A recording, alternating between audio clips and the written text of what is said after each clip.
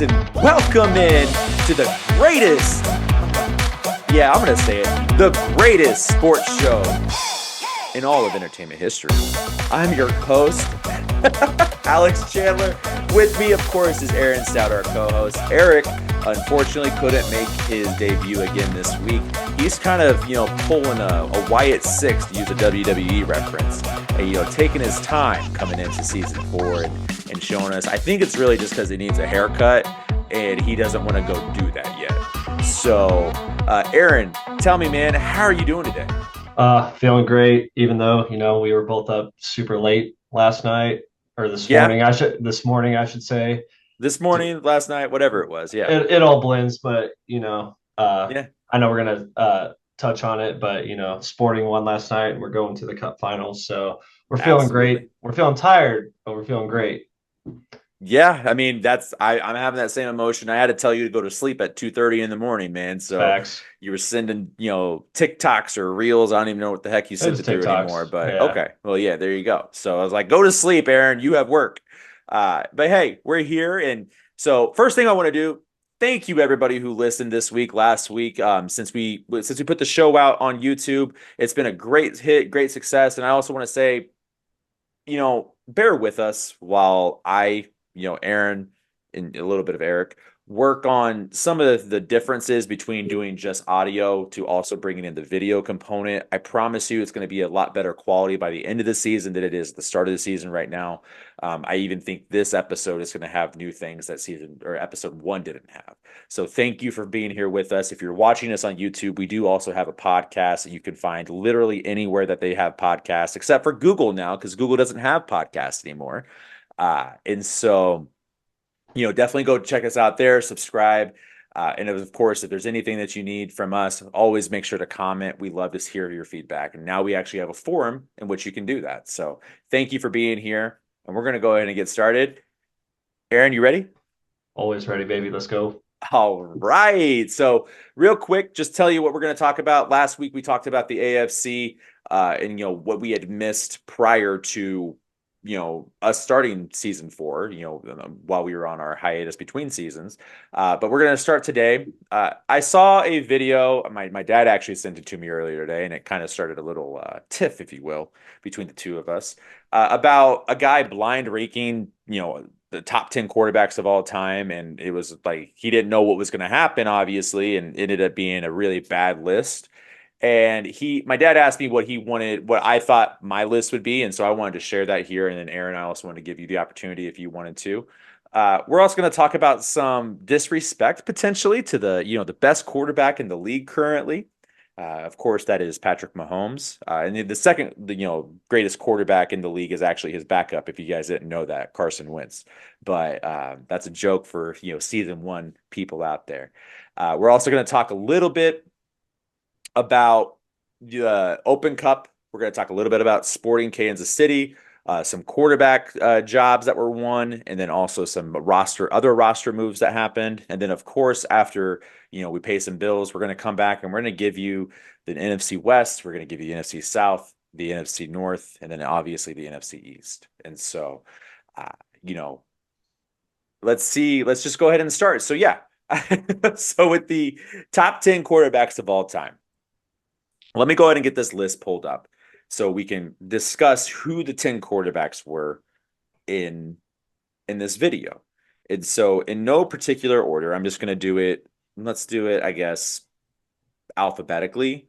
It was Tom Brady, Drew Brees, John Elway, Brett Favre, Patrick Mahomes, Peyton Manning, Joe Montana, Dan Marino. I think I did that in incorrect order. Aaron Rodgers and Steve Young. Okay. And my list, just to give you what my list was at this point, it was Brady, Montana, Mahomes, which to me, putting a 6th or 7th year player as the 3rd best player of all time is, a huge compliment, right? Mm-hmm. After You would that, I think, have just don't tell that to Chiefs fans because they'll take that as a slap to the face. no kidding, right? And so the next guy I had was Peyton Manning. Then it was Brett Favre. Dan Marino, even though he never won a championship. John Elway, who won championships on the back of Terrell Davis. Uh, Steve Young, who won Joe Montana's championship. Drew Brees, who won a championship, and it was a good championship to win. He actually beat, Peyton Manning, who's fourth on the list, so he gets credit for that. And then Aaron Rodgers, who honestly I think is just here based upon the word of mouth and arm talent. Like, and so I don't even know if I would actually have him as my 10th best I quarterback wouldn't. of all time. I would probably put Ben above him. Big Ben, Yeah. I would probably put Eli Manning above both of I'd them. say well, either of those two, I'm fine with it interchanging Yeah, for sure. Yeah, like obviously like Big Ben, and I think you could even like probably say Eli had like really good defenses, but like mhm, I feel like they also had like moments where like they bailed out their team with like huge plays. mhm. Like, And I go ahead.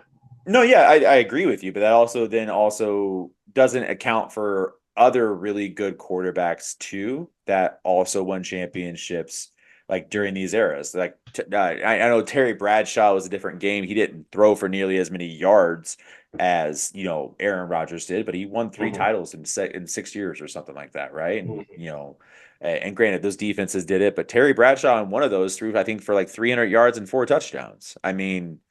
And so Terry's not even on that list. And granted, I know this was, what Johnny is Unitas, Johnny Unitas, Dan Joe Fouts, Joe Namath. Joe Namath, right? Like there's a lot of really good quarterbacks that go on that list that I would honestly put above Aaron Rodgers. And I would put him on there whether he had been, the way that he had been the last 3 or 4 years. I mean, he just hasn't done enough. And in the playoffs, did you know his record in the playoffs is 11-10? Mm-mm. And in one of those years was the Super Bowl year where they won 4 games because they had to go on the road as the wild card team. They Uh, won their three and then four there. So outside of his Super Bowl run, he's 7-10 in the playoffs. Now, granted, that's not all his fault. That's not the way, that's not how football is played. It's not like it's not like basketball where, 20% of your starting lineup can be impacted by one player. mm-hmm. This is football where it's like 4.5%. And now, granted, as a quarterback, I'll give you the double value of that. But you know, I was told that where all this stems from is I was told that it was crazy of me to think that Montana was better than Mahomes currently, and that the only thing he doesn't have on him is Super Bowl rings and counting stats. And I would like to point out that's what the Jordanites like to tell us about LeBron James being the GOAT. And so you Mm-hmm. can't have it both ways. Nope. Chiefs fans, like if you're going to tell me Jordan's the GOAT because he has 6 rings and he's been 6 for 6, well, Montana was 4 for 4, And right? most Chiefs fans do, by the way. Right. Most At least the ones that I know are Jordanites. So Hey man, and you know what? And there's not even anything wrong with that. Truly, honestly, Jordan played in Chicago. Chicago is one of the closest cities to Kansas City to have a basketball team. So a lot of those fans are either Jordan Chicago fans right now, growing up watching Jordan, or they're Mavericks fans because that's again the second closest team, or Spurs fans because of Tim Duncan and David Robinson. And so no, ironically, nobody's Nuggets fans no. except for Chris. We had to get him in early this episode. So shout out to Chris. Uh, and so, but I would like to also put out there that Steve Young won one championship and is considered an all-time great, Hmm. and played for I think it was like 9 years. Had a like he had an injury that shortened his career, similar to Larry Bird, and so like there's no harm in that. You telling me that Steve Young's championship, Joe Montana wouldn't have won? Yeah. Like I think he would have. If you told me that, the Chiefs were a legitimate contender and not a second place team in their conference, or not their conference, in their division at the time, because when they got Joe Montana, they were 10-6 the year before. They had gone to the playoffs. They had Marty Schottenheimer as their coach. Marty Schottenheimer didn't do anything in the playoffs. Nope. And the fact that Joe Montana was able to get them to the AFC Championship game, we give Philip Rivers so much value and praise for getting to one AFC Championship game in Hmm. his whole career, and he's going to be in the Hall of Fame in 3 years. Yep. And the fact that Montana was able to do that with lesser talent and an earlier time, have better counting stats. Granted, he only played like 13 seasons in the league too because he had two or three of them cut short due to injury. I mean, what are we talking about here? He has multiple MVPs, three Super Bowl MVPs, the same way as Mahomes. And if Mahomes doesn't win again, doesn't, and if he were to hang it up, he doesn't have better numbers. Now he will. He will end up with better numbers. He has a Right. better per game average. He has a better per season average than Joe Montana. But again, it's different times. And also look at the playoff stats, right? So like Mahomes does have the second most wins to Brady of all time in the playoffs. But the top two pass catchers in NFL history in the playoffs, you know who they are? Hmm. Jerry Rice, Travis Kelsey. Shocker. Jerry Rice caught all those passes from who? Joe Montana. Travis Correct. Kelsey caught most of those passes from who? Patrick Mahomes. And so if you want to talk about like the barometer of what they're able to do, like in a about the same amount of time, Jerry and Joe did effectively what Travis and Patrick have done.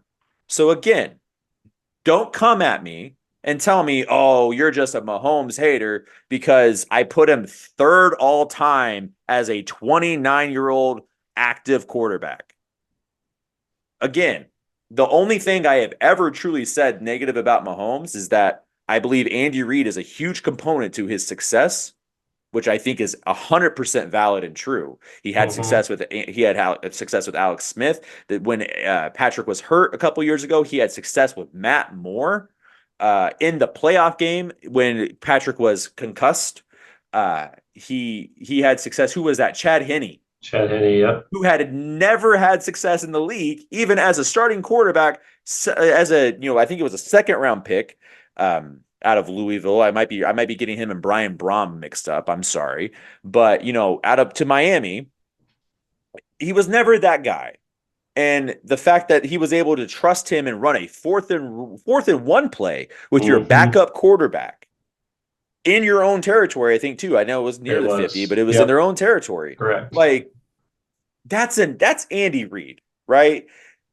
And now you have to have a quarterback that can run your offense. It's the same reason Donovan McNabb never won a Super Bowl. Why, the highest peak Mike Vick got there with him was an AFC championship game. But eh, Andy Reid is an excellent coach. And the fact that he has three Super Bowls now, he's been to five in his career. People are starting to say, is he better than Bill Belichick? No. That's he's not. He's not. You're No. right. But what I'm saying is like that's the conversation that he's in that discussion now as a GOAT coach. And so yes, I think methinks that if Andy Reid were not there, Patrick Mahomes wouldn't have the career he had. If you gave him Dennis Allen, who we'll talk about when we talk about the NFC South later, Patrick Mahomes doesn't have three Super Bowls. Right. Hell, I think if you give him Sean Payton, he doesn't have three Super Bowls. Like, and that's just the difference in the quality there. I think really it's not. It's like Belichick, and ironically, I think Jim Harbaugh would probably win one or two with Patrick, but it may be John. But I also some of John's decision making I don't really trust either. So, Right. but you want to know what some real disrespect is, Aaron, to Patrick What's, Mahomes? what's that? Oh, today after cutting down to just two quarterbacks on their roster, Patrick Mahomes and the greatest organism that ever lived, Carson Wentz. Uh, they signed Bailey Zappi to their practice squad. Why They do you need did. why do you need to have a third quarterback? If Patrick Mahomes is this great savior who's never gonna, there's nothing that's ever gonna happen to him. Why do you need Bailey Zappi? Oh, Yeah. that's disrespect. What are you talking about? Like that's more disrespect at least than what I'm saying. Like, granted, obviously, I don't think it's disrespect. The Chiefs, every team is carrying three quarterbacks now. Most are Hmm. carrying three quarterbacks on their active rosters, so this is an interesting decision. Right. Uh, and there's also Cleveland, who's carrying four quarterbacks on their active roster. I don't know if you saw that, but three quarterbacks and a weirdo. Uh, and so, like, what are we talking about here? You know, How do you feel? You're welcome for pre-show information for that. Yeah, I mean, it was pre-show information, I guess. The pre-show to the pre-show of the show. Yes, of the show. This it's Um, very Inception I like. don't really see the need unless they don't think Carson Wentz is going to be the backup, but I don't know. I don't know. It Oh, seems. Carson Wentz is going to be the backup, baby. I mean, I would agree too. Like even if he's like half as we'll just like shoot low and say he's literally half as good as his peak. I would still say that half is still better than anything Bailey Zappi can do. Yeah, I mean, Full disrespect. Like, sorry, like not a QB. Didn't play in the NFL, obviously. So right. all of you could take that with a grain of salt. But just from the product that's on the field, like obviously, we talked about Andy Reid being able to get quarterbacks to play, but like if I have my choice of Carson Wentz and Bailey Zappi, I'm going to go Carson Wentz. I would So also. I'm a little biased there. So I didn't really understand the move when I saw it. That's why I sent it to you like literally the second I saw it because I was like, that's interesting. yeah, especially with the quarterbacks that are out there available that you could have signed to the practice squad that were going to be available. Um, you that I don't know. Oh, it was just weird. It was So, weird. another weird thing, Dalvin Cook, who hasn't had a good season in a couple years now, Hmm. signed to the Cowboys. To add to their backfield of Zeke, Deuce Vaughn, and Rico Dado. So basically, they're trying to just see if 2020 can recreate itself and go back to the last good season for those four players. Now, granted, I Basically, think Deuce had a good year in 2022 at K State. I don't want to disparage that, but I'm making a joke about at least the top two guys. I mean, it doesn't move the needle for me, and we'll talk more about the Cowboys later overall. But does it move it for you? no. No. Like it just seems like another move where they're like, oh well, you know, maybe we can bring back his former glory, as you alluded to, and I don't foresee that happening because I feel like that's also why they brought Zeke back. Like it's not like they just brought back. Well, I mean, they're bringing on Dalvin Cook, but they also brought Zeke back after his 1 year with the Patriots, and which like he didn't do terrible with the Patriots, but like you're not going to get the same Zeke that you had 4 years ago. Right. So, like, I think they're just trying to find something, and they are basically going through, it seems like every option available to them to try to figure it out. You remember between round one and round two of the draft when they were talking about running backs with Jerry Jones and he brought up Jonathan Brooks as if they Mm-hmm. had drafted Jonathan Brooks. Yep. And they clearly hadn't drafted Jonathan Brooks, and then the Carolina took him. I think that was their plan at this point. Their plan was Mm-hmm. to go get Jonathan Brooks, and Jerry Jones screwed up. And while they did sign CD Lamb to the second highest non-quarterback money in NFL history this week, 4 years, $136 million. I think it was 110 guaranteed. Don't quote me on that one. Um, they just don't have Zach. They don't still have Zach. They don't still have Dak signed. They don't have Micah signed.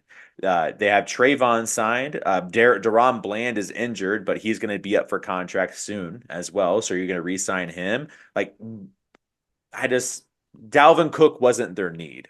No, It was never their need. It was you needed to address this in the offseason when you said you were all in. And I think it's also, a need, or sorry, it's a name that grabs attention, mhm, like Dallas likes to do. So that's I think why they did it because they're like everyone's gonna be like, oh yeah, that was that.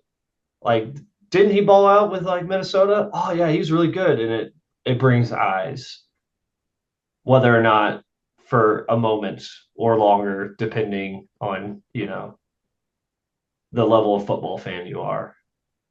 yeah, I agree with you entirely there. And then the other part of it too is like with Dallas specifically, and I just don't, or not Dallas, I guess specifically, but okay. So like I do have like another thought too with Dalvin. When has the player that has, you know, gone out and tried to show us that they're ready for the season by workout videos, when has that ever paid off? Never for a professional that I've seen. No, like Cam did it. Now, what is the one college kicker that basically did it? It paid off for him though, kind of, right?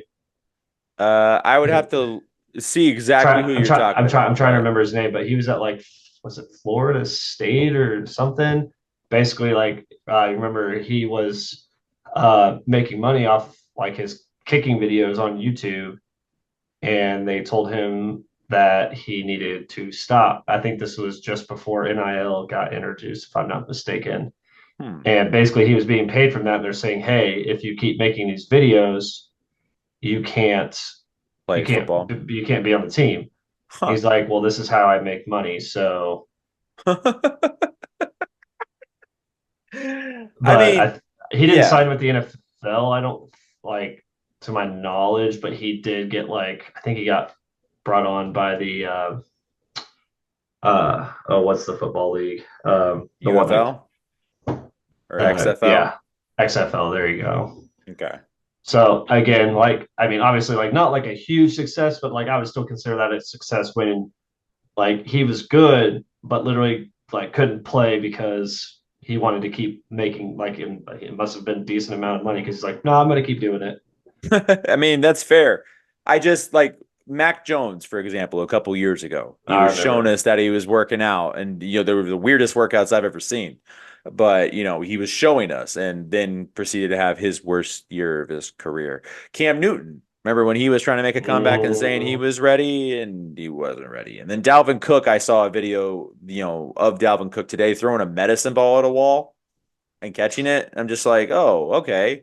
It's cool that you're working out your core, I guess. But like, now he does look like he's in shape and he is younger. I mean, he's like 28, 29 years old. And so I think, and so like he is going to potentially have that option. But unlike Joe Sheen, I don't think, or kind of like Joe Sheen, I'm sorry, GM of the Giants, in case you haven't seen any of Hard Knocks, there is wear and tear and like a mileage limit on a lot of running backs in the league. And so with him playing as much as he did at Florida State before he got to Minnesota and then, 400 plus touches every year for 4 years, 5 years in Minnesota, that's going to wear on you. But, and so like, I don't think he's going to move the needle for him either, is basically what I was getting at. But there are a couple guys that are near and dear to your heart that may move the needle for their respective teams. We'll see. Today, Russell Wilson was named the starter. I think on Monday or Sunday, Bo Nix was named the starter. It might have been right after the show last week too. I don't remember exactly, but Russell. I just we that was today that I told you, right? Or was that yesterday? he was announced today. It was Okay, today. but Bo Uh, was last week, yes. yeah, Bo But was it last was week. after the show, though. I'm pretty Yeah, sure. it was after the show. I think it might have been immediately after the show. Like the next day, that Yeah, was the first thing he said was that Bo was, QB1. But as I don't know if you saw this weekend, Mike Tomlin was asked who was going to be QB1, and he was like, "We still have 3 days of Steelers versus Steelers practice, uh, and then at the end of that, we'll determine the pecking order." yeah. Labor division, and apparently was the union worker for the Pittsburgh Steelers. But my question is who's going to be better this year, the old Denver quarterback or the new Denver quarterback? Uh, well, I'm gonna go with the new Denver quarterback because I have to. You don't have to. You I can don't have you to, but can I'm going give to. unbiased opinions, man. That's Uh, totally an option. After like watching Russ, it's just hard to believe that he's going to literally recapture anything he ever had when he was at Seattle.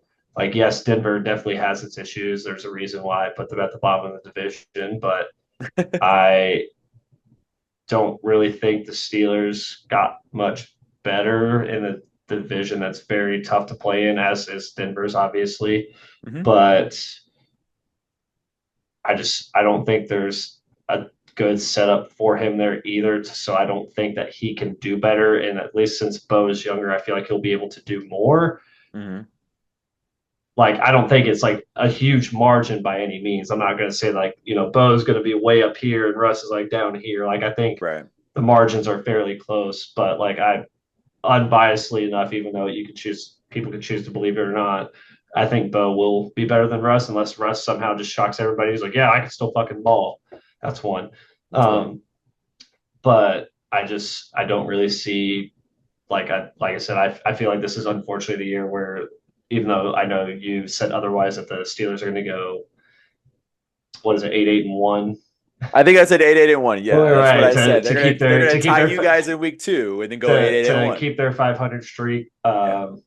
And watch him come to Denver and actually beat us when he couldn't do that when we went to Seattle. So I wouldn't Which be, for like the third time in 4 years, you guys are starting in Seattle.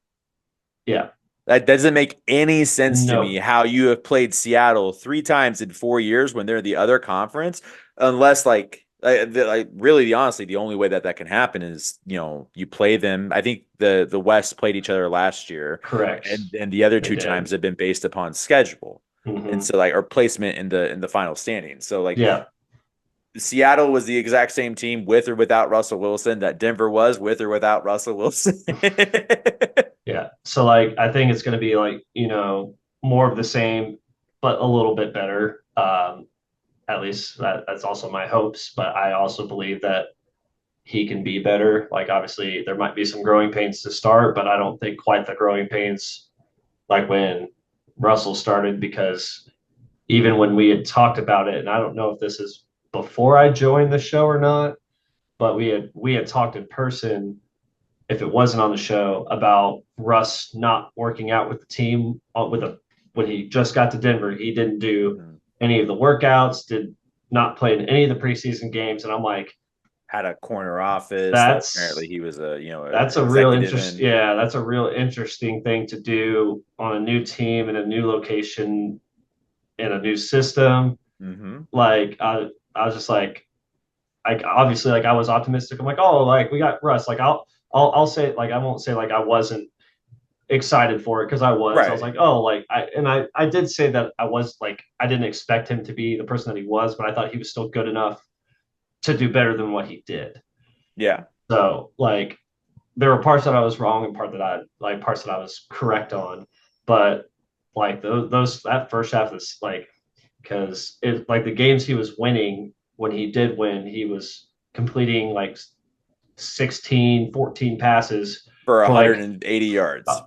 or like 120 yards, 110 yards. Yeah, I'm just his average through like before he was benched effectively was Yeah. 176 yards or something And per then game. games he was losing, he was throwing for 200 plus yards. Yeah.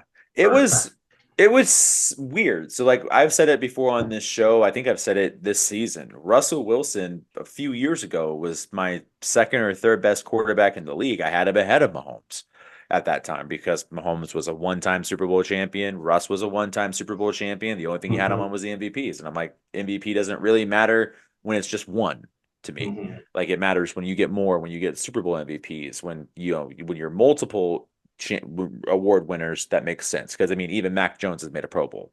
Uh, Tyler Huntley made a Pro Bowl. Like some of these awards don't really matter. no, Um, with all due respect, Damar Hamlin, if he would have won Comeback Player of the Year last year, wouldn't have mattered. Joe Flacco winning Comeback Player of the Year last year wouldn't have mattered. Like those were the wrong picks. Like we talked about that before, but those mm-hmm, were the wrong picks. Um, and even when Russ came over, I think it's documented on the show. I said he's going to fail. The team's not going to do well. He's not who he was before. There's a reason Seattle gave him up. Even I was disappointed in Russell Wilson's performance with Denver. And I don't know where the difference is because he said and did all the same things that he did in Seattle, unless it was truly just a roster situation. Your defense, while it wasn't terrible, did take a step back from 2 years ago and 3 years ago. And, that is the one thing that the Steelers do have, which, by the way, when TJ Watt plays, they're 39-19-1. And when he doesn't play, they're 1-10. ooh, So, that's good for um, my dynasty league. So yeah, that hopefully he is plays. So hopefully he plays the whole time, whole time, all the whole 17 time. games. And if they play all 17 games at that point, then you can expect them to go 11-6, really, honestly. Like, because that's effectively what 39-19-1 is. Now, is that kind of skewed? Probably. Uh, and th- that is what it is. But what I'm looking at too is they had Kenny Pickett and Mason Rudolph last year. Hmm. And while I would have, Russell Wilson as my 27th best quarterback. The Bengals losing Joe Burrow for the season. There's a lot of variables for the AFC North just in general over those last couple seasons. But yes. Right. There's a couple of those, but like I was like I would have Russ right now as like my 27th best quarterback in the league. I would have Kenny Pickett as my 43rd. I would have Mason Rudolph behind that. And so, I mean, they got better. It's kind of the same argument that people have with the Jets, where they had Hmm. Zach Wilson for the majority of last year as their quarterback. Hmm. And so, just adding Aaron Rodgers to that, even if he's not Aaron Rodgers, it's going to be better. And I'm here to say in both of those situations, you're fucking number two wrong. You're just wrong. And it's because when you get old in this league, it's not your brain that causes you to not be able to play the game effectively anymore. It's your speed. And your body just physically cannot move as fast as, the younger guys. I mean, it's just a matter of fact. And Tom Brady and LeBron James and, I can't even think of somebody else that even fits that same type of mold right now. But Messi, Messi, that's a good one, actually. Yeah. Ronaldo, Messi, both of them. Ronaldo, but I mean, Ronaldo's even seen some dip and drop off a little bit. True. And so, but like Messi, for example, we looked at it last night. Through 12 MLS games, he has 12 goals and 13 assists. Hmm. He has 25 goal contributions. The highest in the league is at 28, and those are guys that have played all season. And so, like we were talking about MVP, for example, because I was like, Arango was my preseason guy, if you remember. And I couldn't argue that it's not Messi right now for that. But that's Hmm. that's a different argument. And so but like those type of guys are making us believe that older guys can play this game as if we didn't see Drew Brees when he was 40, to where now he can't move his arm apparently. We saw Philip Rivers play for Indianapolis and it not go well. We Hmm. saw the end of Big Ben to the point where Matt Canada got ran out of town. Like we've seen the old guys play. And, I when you start to see the decline in old players, it's fast and it doesn't stop. Like it's not like one of those things where it's like whoop, boop, boop, it's big, it's not Flappy Bird. It's a linear progression to your career. And it's sad to see it happen. We want to hold on to it because we have nostalgia for it. But at the end of the Hmm. day, it doesn't make it better, and it doesn't make you better. Aaron Rodgers hasn't thrown for 300 yards in 23 games. To put it in a deeper perspective, he played 4 snaps last year. So that means in over 2 full seasons, he hasn't thrown for 300 yards, which means that is December or November of what, 2021? Hmm.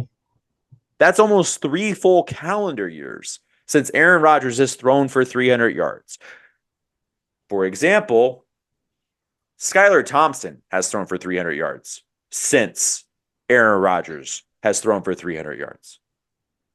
And I heard, and this is obviously turned into an Aaron Rodgers conversation apparently, but that's the same concept with Russ. He's not going to get demonstrably better. Hmm. One place they could get better is with Justin Fields, but you can't go young to old. You have to go old to young to keep the faith and hope in the fan base. So I agree with you. Bo Nix is the better option. Even though he's 7,000 years old for a rookie.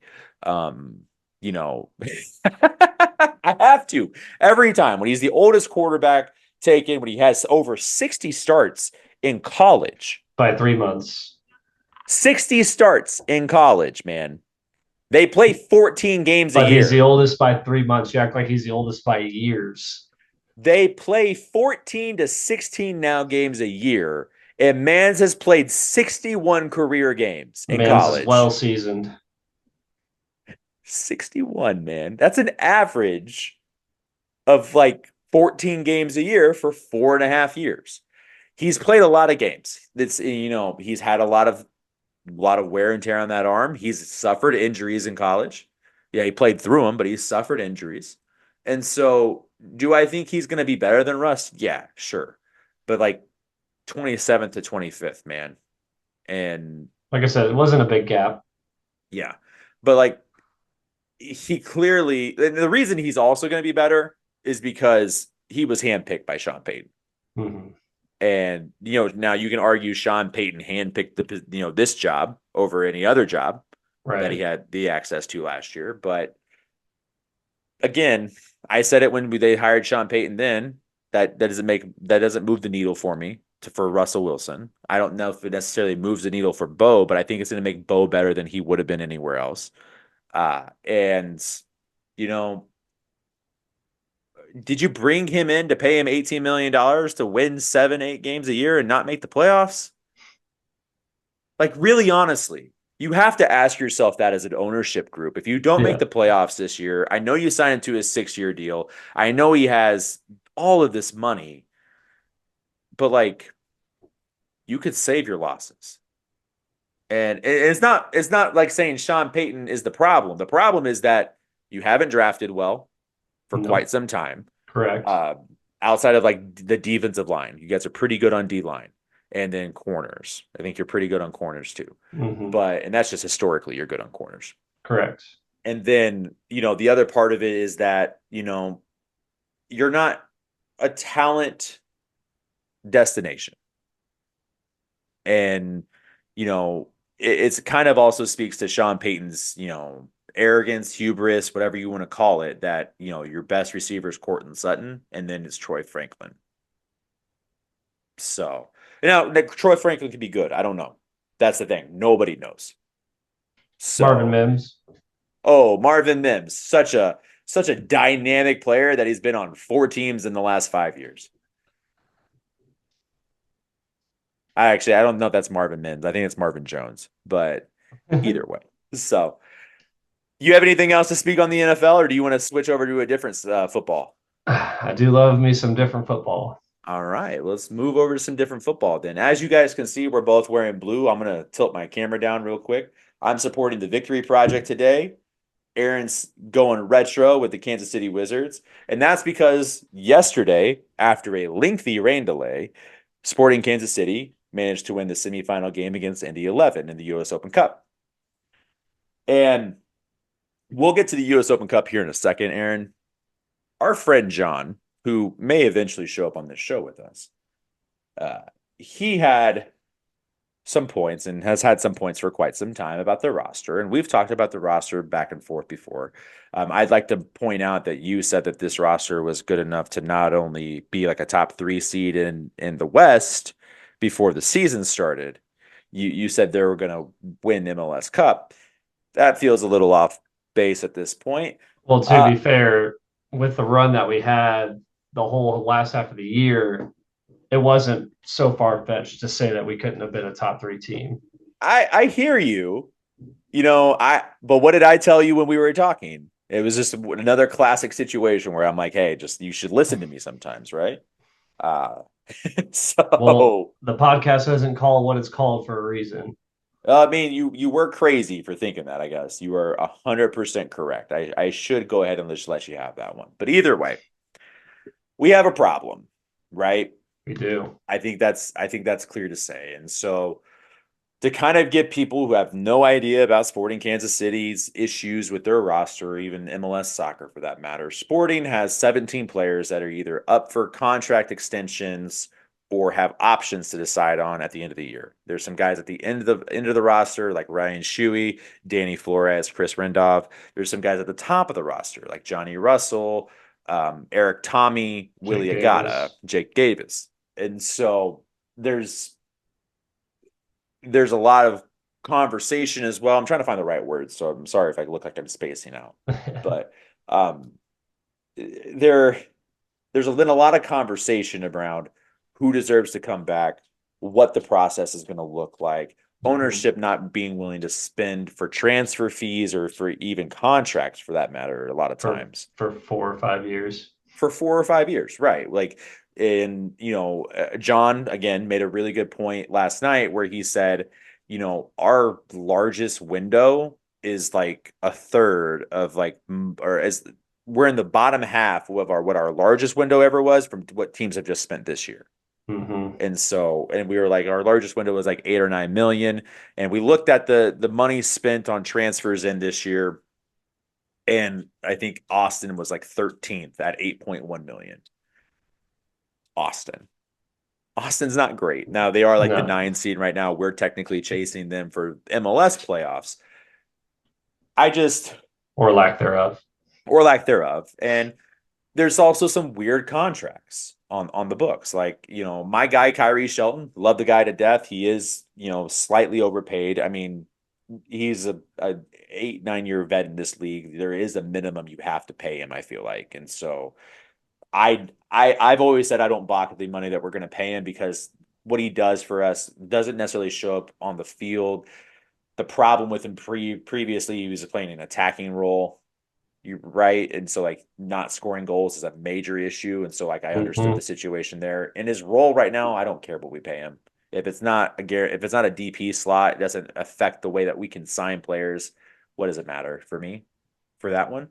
But I Hmm. think the one that people have a lot of issues with is Alan Polito at this point. Would you agree? Yeah. I saw a good take. I don't remember who I saw tweeted out, but it seems like every time he touches the ball, the play just either slows down or stops completely. Mm-hmm. Basically, any buildup we had to that is halted Mm-hmm. anytime he touches the ball. Where like before, like he's never been the fast guy, but Mm-hmm. like it just seems like every time he receives the ball, his back is turned and then he has the ball for 5 seconds longer than he should, Yeah. or is not making a concerted effort to just go forward. He's always playing with his back to the goal Mm-hmm. almost exclusively anytime he receives the ball.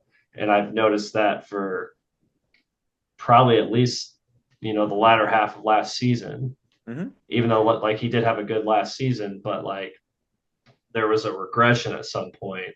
And like, Absolutely. and I don't know if it's the lack of scoring goals now that's caused it because obviously he had the missed PK last night. I Mm-hmm. didn't want him taking the PK because of what he played. Like, yeah, obviously, like, in any soccer like league, you go to any division, like if one of your main scorers is in a drought, what they're going to try to do is if you get a PK, you let them take it, regardless Right. of if it's your main PK taker or not. But if they're your person that scores goals, you got to get them out of their funk, Out of out the of their funk. slump, whatever you want to call it. Mm-hmm. And lo and behold, he goes up to take the PK and just no pace behind it and try to go bottom left. But Keepers yeah, keepers very right, but predictable. Like he didn't have there, like you said, there was no pace. The buildup was super slow to even just putting it and on and there. and his buildup's always been like hella slow. But my thing is like if you're going that slow, you got to have power behind it, and there just isn't any. So like you got to Power change, or confusion. yeah, or even placement at that point because Hmm. like obviously like I can touch this. I'm not a professional soccer player, but I did take a lot of PKs as a center back slash outside mid, Hmm. um, like even in college, Hmm. and I was always chosen to do PKs or even like as like just a normal PK taker. Not always like in terms of like college, but in high school, I was our PK taker, Hmm. and I wasn't a striker, but I knew How to do it. how to do it. Like I knew my approach. I knew like where I wanted to put it. Like I look at the keeper and kind of see where he likes to lean. Like I can drill lower 90s all fucking day. Like That's and three yeah, if I need to go upper, I will. It's usually not my jam, but like upper deckers, yeah, upper 90s. upper deckers. But but scoring PKs should just be like automatic. Like I get it. Like this is a higher level. Say what you want about like, well, you did it in college and high school. This is professionals. Blah blah blah. You are. what was it, 8 Their yards level out? of play elevates at the level that they are at. And Right. so, like, you can argue some players don't deserve to be at that level. Guess what? Hmm. They are. And so they've learned to take this day in and day out because not everybody on that team is not at that level. Hmm. Like, especially inside of our own camp, we have the best PK shot blocker in MLS history. Hmm. And like, if you can't learn how to do this in camp with the guy that you see every day, there's a problem. But like in my career, I had never missed a PK because, well, A, I've worked on them just in if I ever got called to take one in a PK Mm-hmm. shootout. Like if I wasn't the one chosen to just take an actual PK, if we were awarded one in game, but if you end up getting your number called when it comes to a PK shootout, you want to make sure that you can fucking bury it. That's three. Right. Uh, That's four, by the way. four, You said sorry, one earlier. four. You got to slow down. You've used three But of them. but like when I would do my training and stuff, like on my own, I would sit there and be like, all right, I'm going to hit this corner this many times. And then once I got good enough at doing the corners, I would be like, all right, I have to hit this corner this many times in a row. And then the one thing that I would always do before I left is I had to hit all four corners in a row. And I could not leave until I did. Sometimes I could get it right away, and other times I was there for an hour. Like, you just got to put in the work. And I'm not saying he Yep. doesn't put in the work, but like, I'll there, question it. No, I'll like, straight up question it because they put out practice videos, they put out yeah, training videos, and every training video I've ever seen of Alan Polito is just him running karaoke. yeah. And then like even watching him like during warm-ups, it just seems very uninspired, lackadaisical. I don't know if there's a fire there. It just seems like whatever. Mm-hmm. He may go have something going on personally. Who knows? But like something is missing or something's not right with him Do you in think one he's way, shape, or scared? form. To get hurt again, or Yeah. I like to put his body in that like in that position because anytime he's taken a shot recently, I feel like it's been with somebody on his left hip and he's either flipping and shooting, which those shots have been semi-accurate. Like I mean, they're not he did have a at least one good rip last night, if not two. right, and they were just off the edge of the corner. Like Mm-hmm. they weren't excellent shots, they weren't on target shots, but they were something. Mm-hmm. And he's had a couple of those when he starts and plays games, but he's not finishing. And he's not even getting in those positions that we expect him to be in, which is the balls that Willie likes to just fuck off. That's five. Um, and so I don't know what the answer is there, you know? So I so let's go down this list real quick.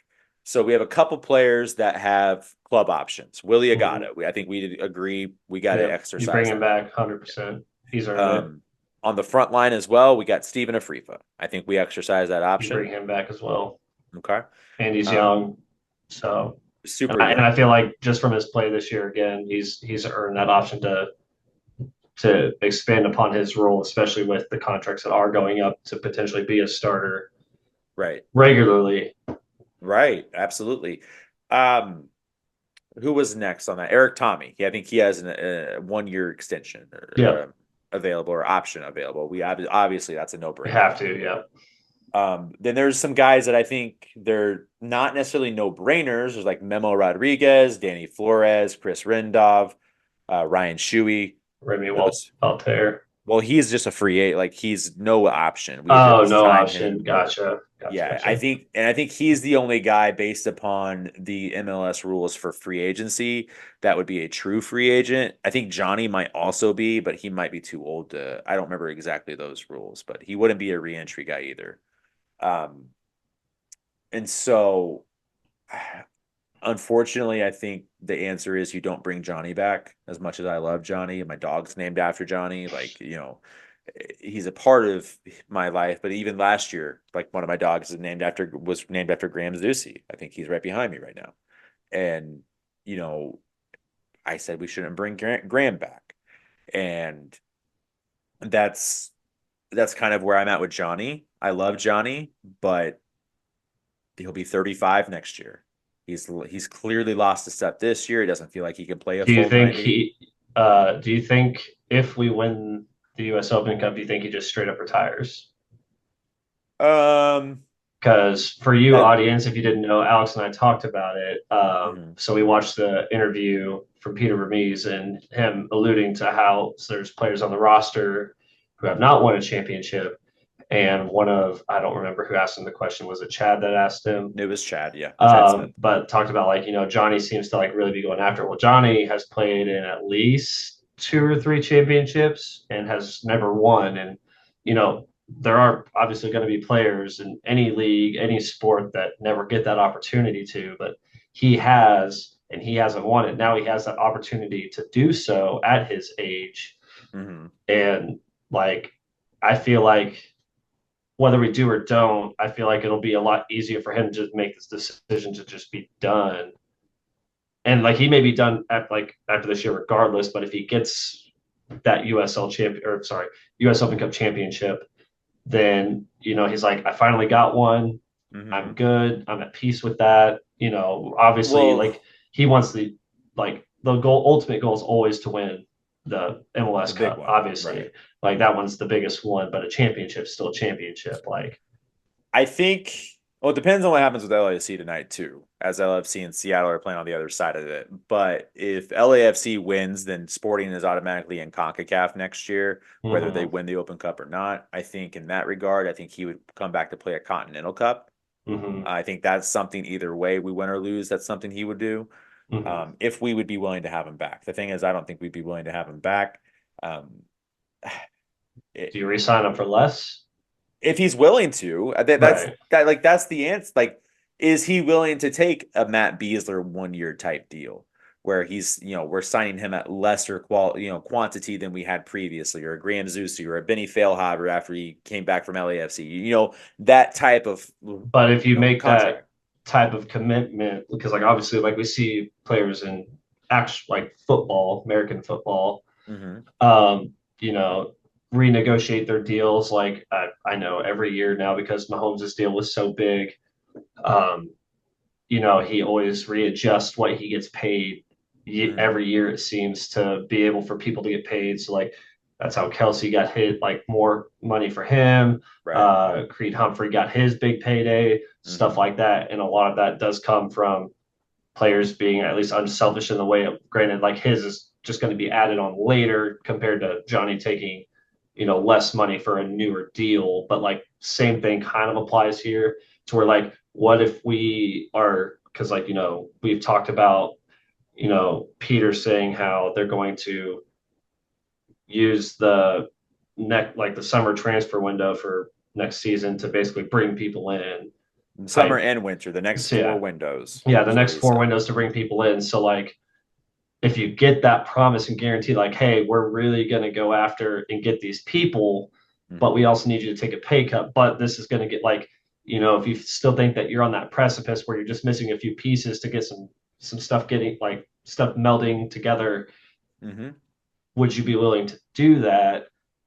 Again, like I feel like Johnny would be the person to I think he possibly do would. that, Yeah, I think he but it's would if he whether wants to play. It's if if he he wants to wants to play. play, right? And if he just wants to be done, then obviously that's a whole different Yeah, story. But I would take him on the coaching staff. He would be one player oh, I'd be willing 100%. to take. Like I would say, Carrie's the Vagnan, get the hell out of here. Like let's. Because I don't think Carrie does anything anyway. I think he's just hanging out with us under And Peter. Johnny will be on the wall at some point. Oh, 100%. I think you have to be out for 5 years to be on the Yeah, wall, and so he'll be just like Benny was last week. because yeah, like I told you last night, I told I think Mark last night that he's tied third for uh goals all time for the club, Yep, tied with right ahead of Shallowy. yeah, tied with Dom, Yep. and then Um, he is or no, he's tied second. My bad, tied second, second. second with Dom. He's Now he third. was third before that goal last He's night. third U.S. for U.S. Open Cup goals Is it? With Dom, yes. I mean, and it's also really close because like I think it was like we looked it up on Saturday. That's I think Mm-hmm. where we got all that information anyway. He was like Mm-hmm. what 58 goals and Dom was at like 62 or Mm-hmm. 63. Like it wasn't much more. No, The only thing that Dom had on both of them, he did it in like 100 less games. And yeah. so like Dom was at the apex, and we need another Dom. I We mean, do. MLS was this 3.0 now, really? Hmm. Dom Dwyer is what we need, and maybe we'll find it. I think a bigger issue for us in totality from a roster construction standpoint is the fact that we just completely shit on the academy level. Yeah, There's no, like, literally there is zero value to our academy compared to other teams. Whether, correct. Dallas is selling a player every year for $10 million. And when you Hmm. sell players for $10 million, you can go find more players for $10 million. Like, I don't Hmm. think, like, it's Or not, 5 million. or You can five, find right, two for right. 5 million, which is usually a great, like that's going to be a starter just about on any team. Mm-hmm. Now, we've been able to do some advanced youth scouting, I guess is what you can call it, like getting Alinas Vargas. Hmm. Steven Afrifa obviously was a pretty decent find out of the super draft, which, I think we Hmm. kind of shit on last time too and said it wasn't a very good way to get, you know, Quality players. quality players, right? And so, like, he's clearly turning it on. He's had a different gear this year. I would say I would put Logan and Dembe in there because he started as a U22 initiative Hmm. guy. Um, The and St. Jake Louis Davis. killer, as I like to call him. Call him, not kill him, Jesus. The Wow. St. Louis killer. Logan, you got a No, murderer no, here. no. We love Logan. Literally told him all last night. Don't come for me. Yeah. And then Jake, obviously. I think outside of that, it's been Busio, Jalen, and Caden, which are all not homegrown products, even though they're homegrown. They're But all from obviously, North out of all the Carolina. players, Jake Davis is 100% top priority. Yes. And Jake's awesome. He's a free agent as well. I don't think that's going to be any problem getting him No, re-signed. And so, they'll pay him whatever it takes to keep him here, absolutely. If at a as they minimum, should. yeah, if it's at a minimum, it's because, we'll be able to sell him for more than what we'll ever sign him for. So, they love to sell players without getting anything back in return. Except Hashtag for Jake. Dom, Well, they fucking fleeced. That's five. Orlando. Orlando. Yeah, we Yeah. did. At the end of the day, that was a fleecing. So, Like I was um, sad, but I was like, that's a lot of money. yeah. So, real quick, I want to touch on one more thing. Uh, so I told you in the pre-show that I had a Polito take that I think will resonate with some people. Like, it kind of mirrors what you were talking about. So with Polito, he's played a lot with his back to the goal. Hmm. He's not shooting a lot. He's not taking that advantage. But what he has been doing that we haven't been taking advantage of as a team, he's putting some great passes into the box. Hmm. Like, example, that flutter up from over behind that was supposed to go to Tommy or Daniel. I don't know who was supposed to cut in at that point. Hmm. And it would have been a clear goal last night. Hmm. Nobody was there for. Like, that's happening 4 to 6 times a game. Yeah. And it's Talking about the one that was on our end that went to the touchline that someone played like a good ball for him, and uh-huh. then just know what, and that's when I like all of us were literally like, just run straight Yeah. for the Just love of run God. straight Someone just run. Like, why is no one running? Like, into that spot. why are there not two people just running into lanes? Yeah. I Yeah, we agreed. we again, and there was a lot of things we saw from 80 feet or 200 feet away that, the people on the field weren't seeing. So they're Mhm. like, and that's most games, but that's so my thought on that. Don't play him at the 9. Move him down one number. Play him at the 8. Have him be, an attacking central, that Benny Feilhaber role where he's going to Mhm. take some goals. You have Tommy to play the 10 and be that attacking force. We don't need to have dual 10s. Mhm. We've honestly been working better when we've had dual 6s recently, Yeah. and playing more of a 4-2-3-1 up. And so, why not play him at the 8 and have him be that front half attacker because he likes to play back anyway. He Mhm. does do a good job helping on defense. Why does that not work? I know you don't want to pay a DP slot a support, like, you don't want to have a DP slot taken up by a supporting cast player like that. But in this day and age, like, there's multiple goalies and keepers that are DPs. There's a Mhm. few defenders that are DPs that never get Mhm. goals. And so, like, Cicchini was one, for example, was a DP that that never like, but you know what I mean? That wasn't like an offensive guy. So there are situations where it works. And one guy that has shown the ability to do it, whether it's in small sample sizes with like Graham to, from right wing to left or right back, or now Kyrie seems to be in that kind of same transition. Hmm. We've also seen him move some players like Gianluca Busio from an attacking role to a defender role. Remy's been able to spot check that. Zoran Hmm. Basong played in the midfield this week as well and looks pretty good there. Like there's a Hmm. lot of like Peter has shown an ability to be able to help teach a new position and do it in an effective manner. And so since Allen's already somewhat played that position anyway, why wouldn't that work? Right. And Just maybe gonna they've talked about it. I mean, it's the same as having a false nine, effectively. Yeah. And the year that he before he got the ACL injury, that was a lot of what we were doing was Hmm. false nine, and then that shot off of it, he was getting the rebound and second balling it, and Hmm. that's why he got to 7 or 9 goals, whatever it was. But like that's my thoughts. I don't know. I think that would work, and I think it makes sense. And while we do have him, whether you like it or not, we have him for 2 more years after this year, We do. and we have to pay him the money one way or the other unless we sell him somewhere. And someone wants them for that. Right, and that's not going to happen at this point. No. Not unless he So, keeps contributing the goals like he was the and year he, prior. and he's not, and he's not going to. Well, and not necessarily like it does. And I'm not saying it has to be just straight up goal contribute. Like when I say goal contributions, I don't mean him necessarily scoring, but maybe like Right, scoring a few, but like assisting on right, a absolutely. lot. Being an assist guy, absolutely. Yeah, So, real quick, because I think we got to get to our break real fast. I think we're running a little bit over time. We're pretty close to an hour, over an hour now. And so I just a want little to bit. just a little bit. I want to keep us up, but we wanted to talk about the Open Cup because Peter said this in his press conference that we watched, and it kind of sparked a conversation between us. And he said that there needs to be a revamping of the process for the Open Cup in terms of its, just most importantly, its advertisement and marketing, Hmm. right? And so I I think we're on different sides here, and that's the reason we added it to the show. Whose responsibility is it to actually make the Open Cup better and profitable? I think that's a question we landed on. I Well, I mean, don't like completely disagree with you. I think it needs to be both, but I think obviously ultimately like I do agree with you that like the the focal point has to come from US soccer because it is their tournament, but it is or was a majority of like MLS teams. So like that's still MLS's product. Even mhm, if you slap a US tournament on there, it's still your teams. mhm, And if you market it just like they do with Leagues Cup, obviously because Leagues Cup is their tournament, like those are still your teams outside of said tournament.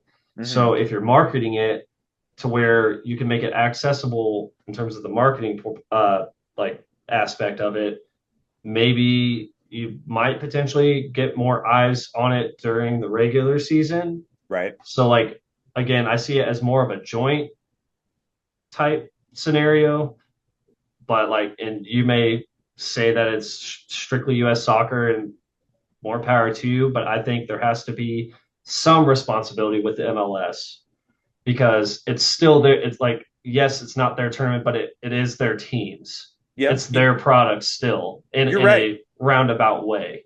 No, you're totally right. It's their product in their own roundabout way.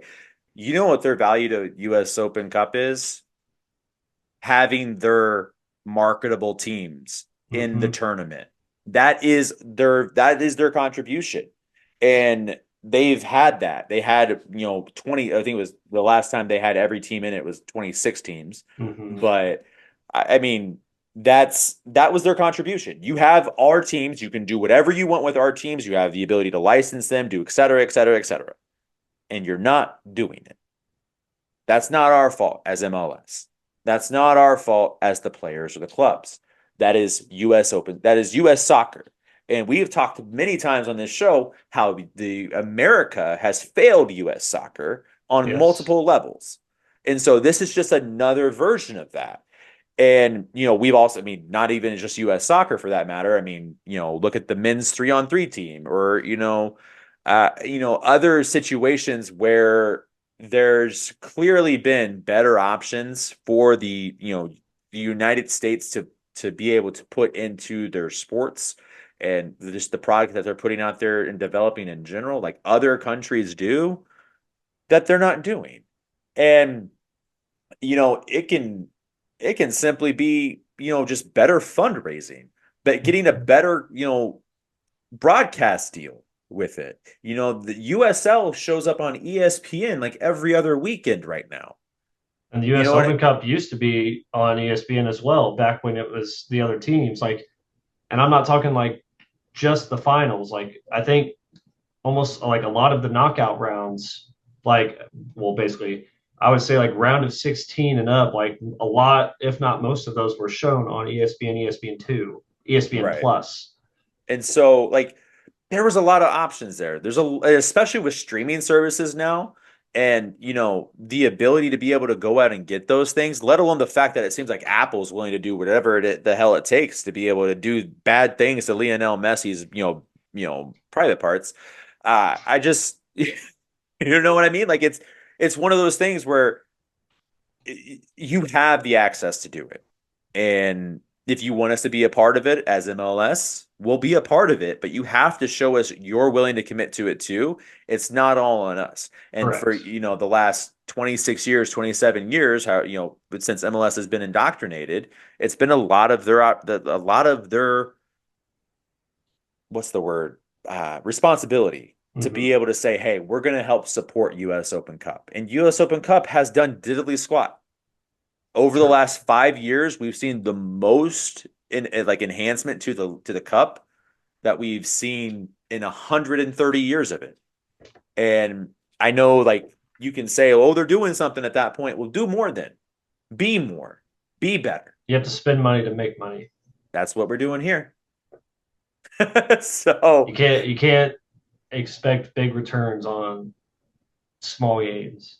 right. So, Right. So speaking of making money though, let's go ahead and take our break real quick. We'll go pay some bills and we'll be back, guys.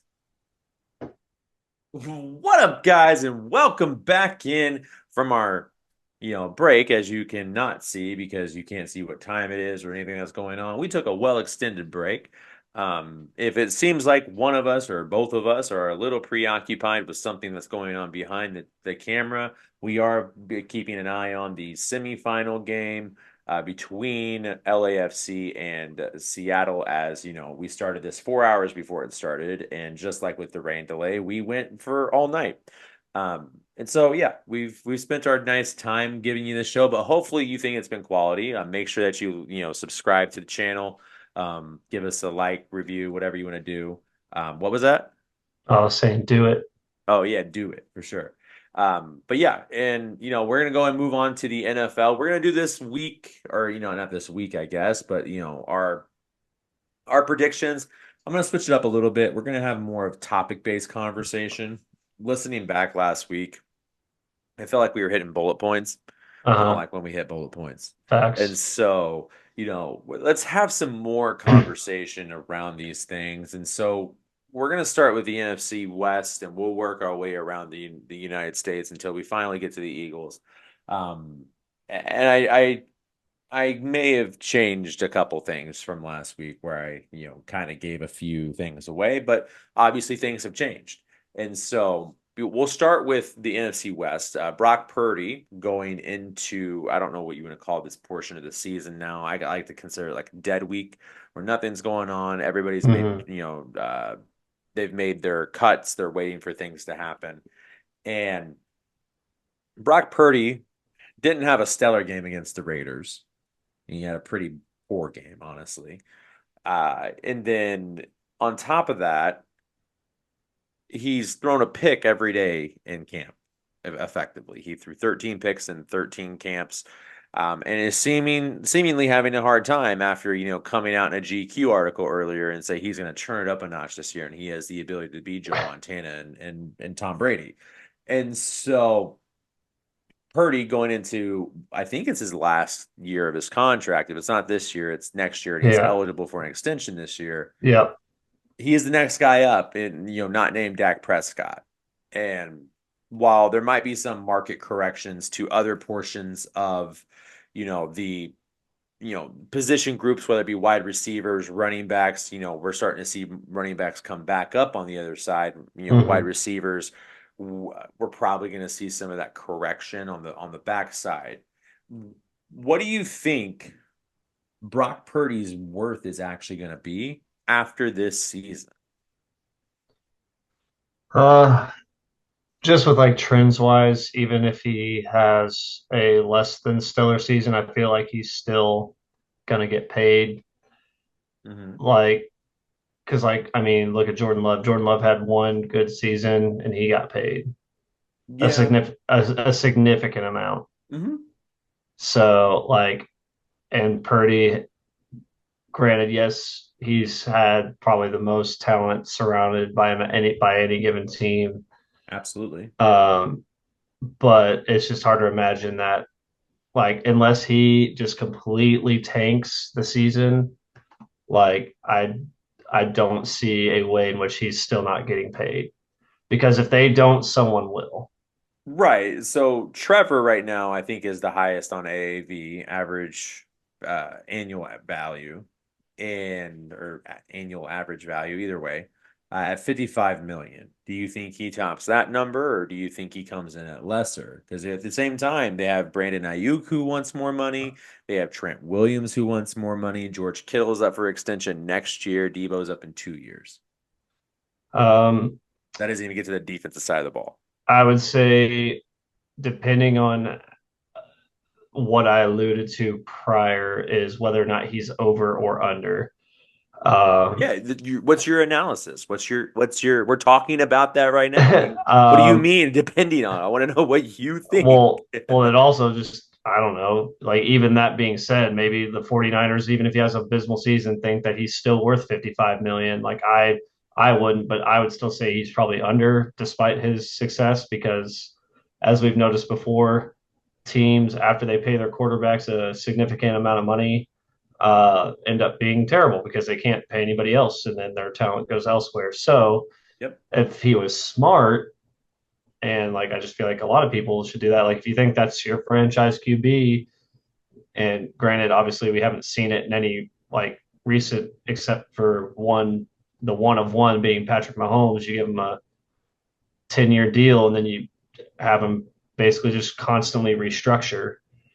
But whether or not that comes into play or not, who's to say? I doubt it. I highly doubt it. But because he hasn't won a Super Bowl, yeah, they've constantly been to the playoffs, but at what point do you just say, yeah, this is what we're going to offer you? But then it's just like, okay, well, if you go under that mark, do you have someone that is going to pay him that 55 million or more a year? And that's the more interesting question to me. There is who else would be willing to pay Brock Purdy? And you look at who's going to be in the market. It's potentially going to be the New York Giants. I don't know if he's much better than Daniel Jones on a talent basis. I Mm-hmm. think he has the ability to make the right decisions. He's clearly a better quarterback than I gave him credit for last year.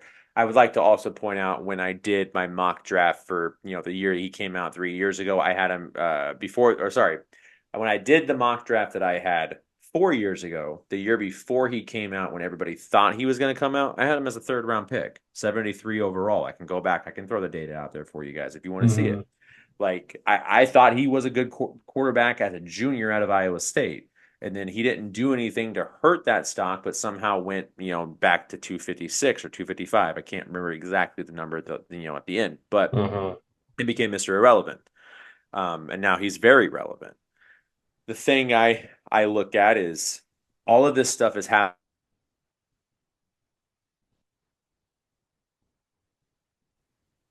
the just without Ayuk and without Trent Williams. That doesn't include, anyone else that potentially they're going to lose, like Talanoa Hufanga when he needs to Mm-hmm. come up for extension next year. Dre Greenlaw is going to be coming up soon. I know he's coming off an Achilles injury, but they're going to have him. coming up. Javon Hargrave, he has some funny money that is on his deal for next year. So are they going to re-sign him? Are they going to, what are they going to do with him? Mm-hmm. Uh, I think they still have Javon Kinlaw. He was their first round pick 3 years ago. Believe so, yeah. And so he's going to be wanting an extension, I assume. And everybody on the defensive line can't be paid, astronomically. They have Eric Armstead, they have Nicky Bosa on the other side. On top of that, they got one of the best middle linebackers in Fred Warner. Mm-hmm. And so like somebody is going to have to give there. Mm-hmm. And I kind of would say, hey, we can either franchise tag you if we want you here, or we've shown a propensity with Kyle Shanahan to get it done with anybody. Mm-hmm. And, when I look at it, I see Jimmy Garoppolo and Brock Purdy had very similar numbers. If anything, I think what Jimmy Garoppolo did to get the 49ers to the Super Bowl, granted, it was, he wasn't the proponent of their comebacks or, them getting there ultimately. It was, the running game. Infamously, he only threw 8 times against the Packers in that NFC Championship game. And so there are some situations where I definitely think Purdy is better than Garoppolo, but Garoppolo did it with Mostert and Debo and Kittle. Mm-hmm. He didn't have Trent Williams. He didn't have Brandon Ayuk. He had a rookie Nicky Bosa. He didn't have Talanoa Hufanga. He had Richard Sherman, who had a bad ACL. Like there's a lot of things that we can talk about here. And no disrespect to Richard Sherman, one of the greatest defensive backs of all time. If this somehow gets back to Sherman, we love you. But it's one of those things where I'm like, hey, like I don't know how good Brock Purdy is. And so while we read that article, we read an article before we came back on the air about, John Lynch saying to Brandon Ayuk, at some point you have to play. Mm-hmm. Like, first off, that's a wild statement from somebody who's like, we want you here, we want to pay you, and yet you're not giving him the money he's asking for. Right. And he Brandon Ayuk is there and he's like, I want to play. I want to be here. I just want to be compensated correctly. And to be Yep. fair, he's been a top 15 receiver. He deserves to get Mm-hmm. paid. And so I think last year he had the highest yards per catch at like 19.8. He did. And so that's, he's excellent. And so what is Purdy's value to me? I really think it should be like an elevated who Danny Dimes. He got 4 years, 160. I think if you gave Purdy a 4 year, 190 deal, I think that's a fair deal. And while I still think it's wildly too much money for him because I still have him around 11 to 14 in terms Mm-hmm. of the best quarterback in the league, that's the price for quarterbacks. And if you want to have the consistency at the position, if you don't want to try to, get yourself back in the market for a new quarterback, that's fine. The other option that you're going to have, though, more than likely, the way it's looking, is that you could choose between Brock Purdy or Dak Prescott. And if I have those two, and if we're talking, 10, $15 million a year on average, who are you taking? I'm taking Dak. He I'm has taking way Dak. more upside. And Mm-hmm. saying that as an Eagles fan is really, really hard. However, I have to be honest, and Dak's a good quarterback. I don't think he's better than Jalen necessarily. I don't even think he's better than Jaden, but he's a good quarterback. And so, Mm-hmm. so we're talking about one. His numbers support that. They do support it at least. And I also we'll get to it when we talk about the Eagles too. I think a lot of what he is now is a direct component of being with Kellen Moore. Mm-hmm. And I think the reason we didn't see the change in Justin Herbert last year when Kellen Moore went there, because everybody thought that was going to be the increase there, is that, Justin, he goes there. Justin isn't going to be any better than he currently is. He's not going to be any worse than he currently is. He's just the guy. The thing Mm-hmm. on Justin coming out of college was he's very mechanical, very robotic. You're going to get the same guy every single time. There's positive and negative to that. The negative is that Mm-hmm. he doesn't have massive upside. His highest at this point for me in terms of ranking is eighth. I don't see him ever being higher than eighth, and that's I feel like being really kind. I have him Hmm. behind Brock Purdy right now. I mean, it's Same. just, I don't trust him. I don't I don't trust him. either. We've talked about it many times on the show. I think he's highly overrated. So, um, now that being said, if Purdy leaves the team, if Dak leaves their team, that's going to be hypotheticals. There's somebody who did leave their team this year, and that was Aaron Donald, All Pro. 5 years from now, future Hall of Famer, left the Rams. And while that might hurt their defense, they had some good young guys come on at the end of the year. Kobe Turner being one of them, for example. They also drafted Jared Verse. And then there's also a defensive tackle that they brought in from Florida State as well. I think he's on your dynasty player team, um, if I'm not mistaken, but I forgot who it was. They have decent guys coming in. Now they're not Hmm. Aaron Donald. No, Now one thing that there's only one Aaron Donald. there's only one Aaron Donald, absolutely. And his name's Micah Parsons. I'm kidding. Um, Chiefs fans would tell you it's Chris Jones. He was clearly better his whole career, right? No. But either way, one way to balance, losing something on defense is to get better at offense.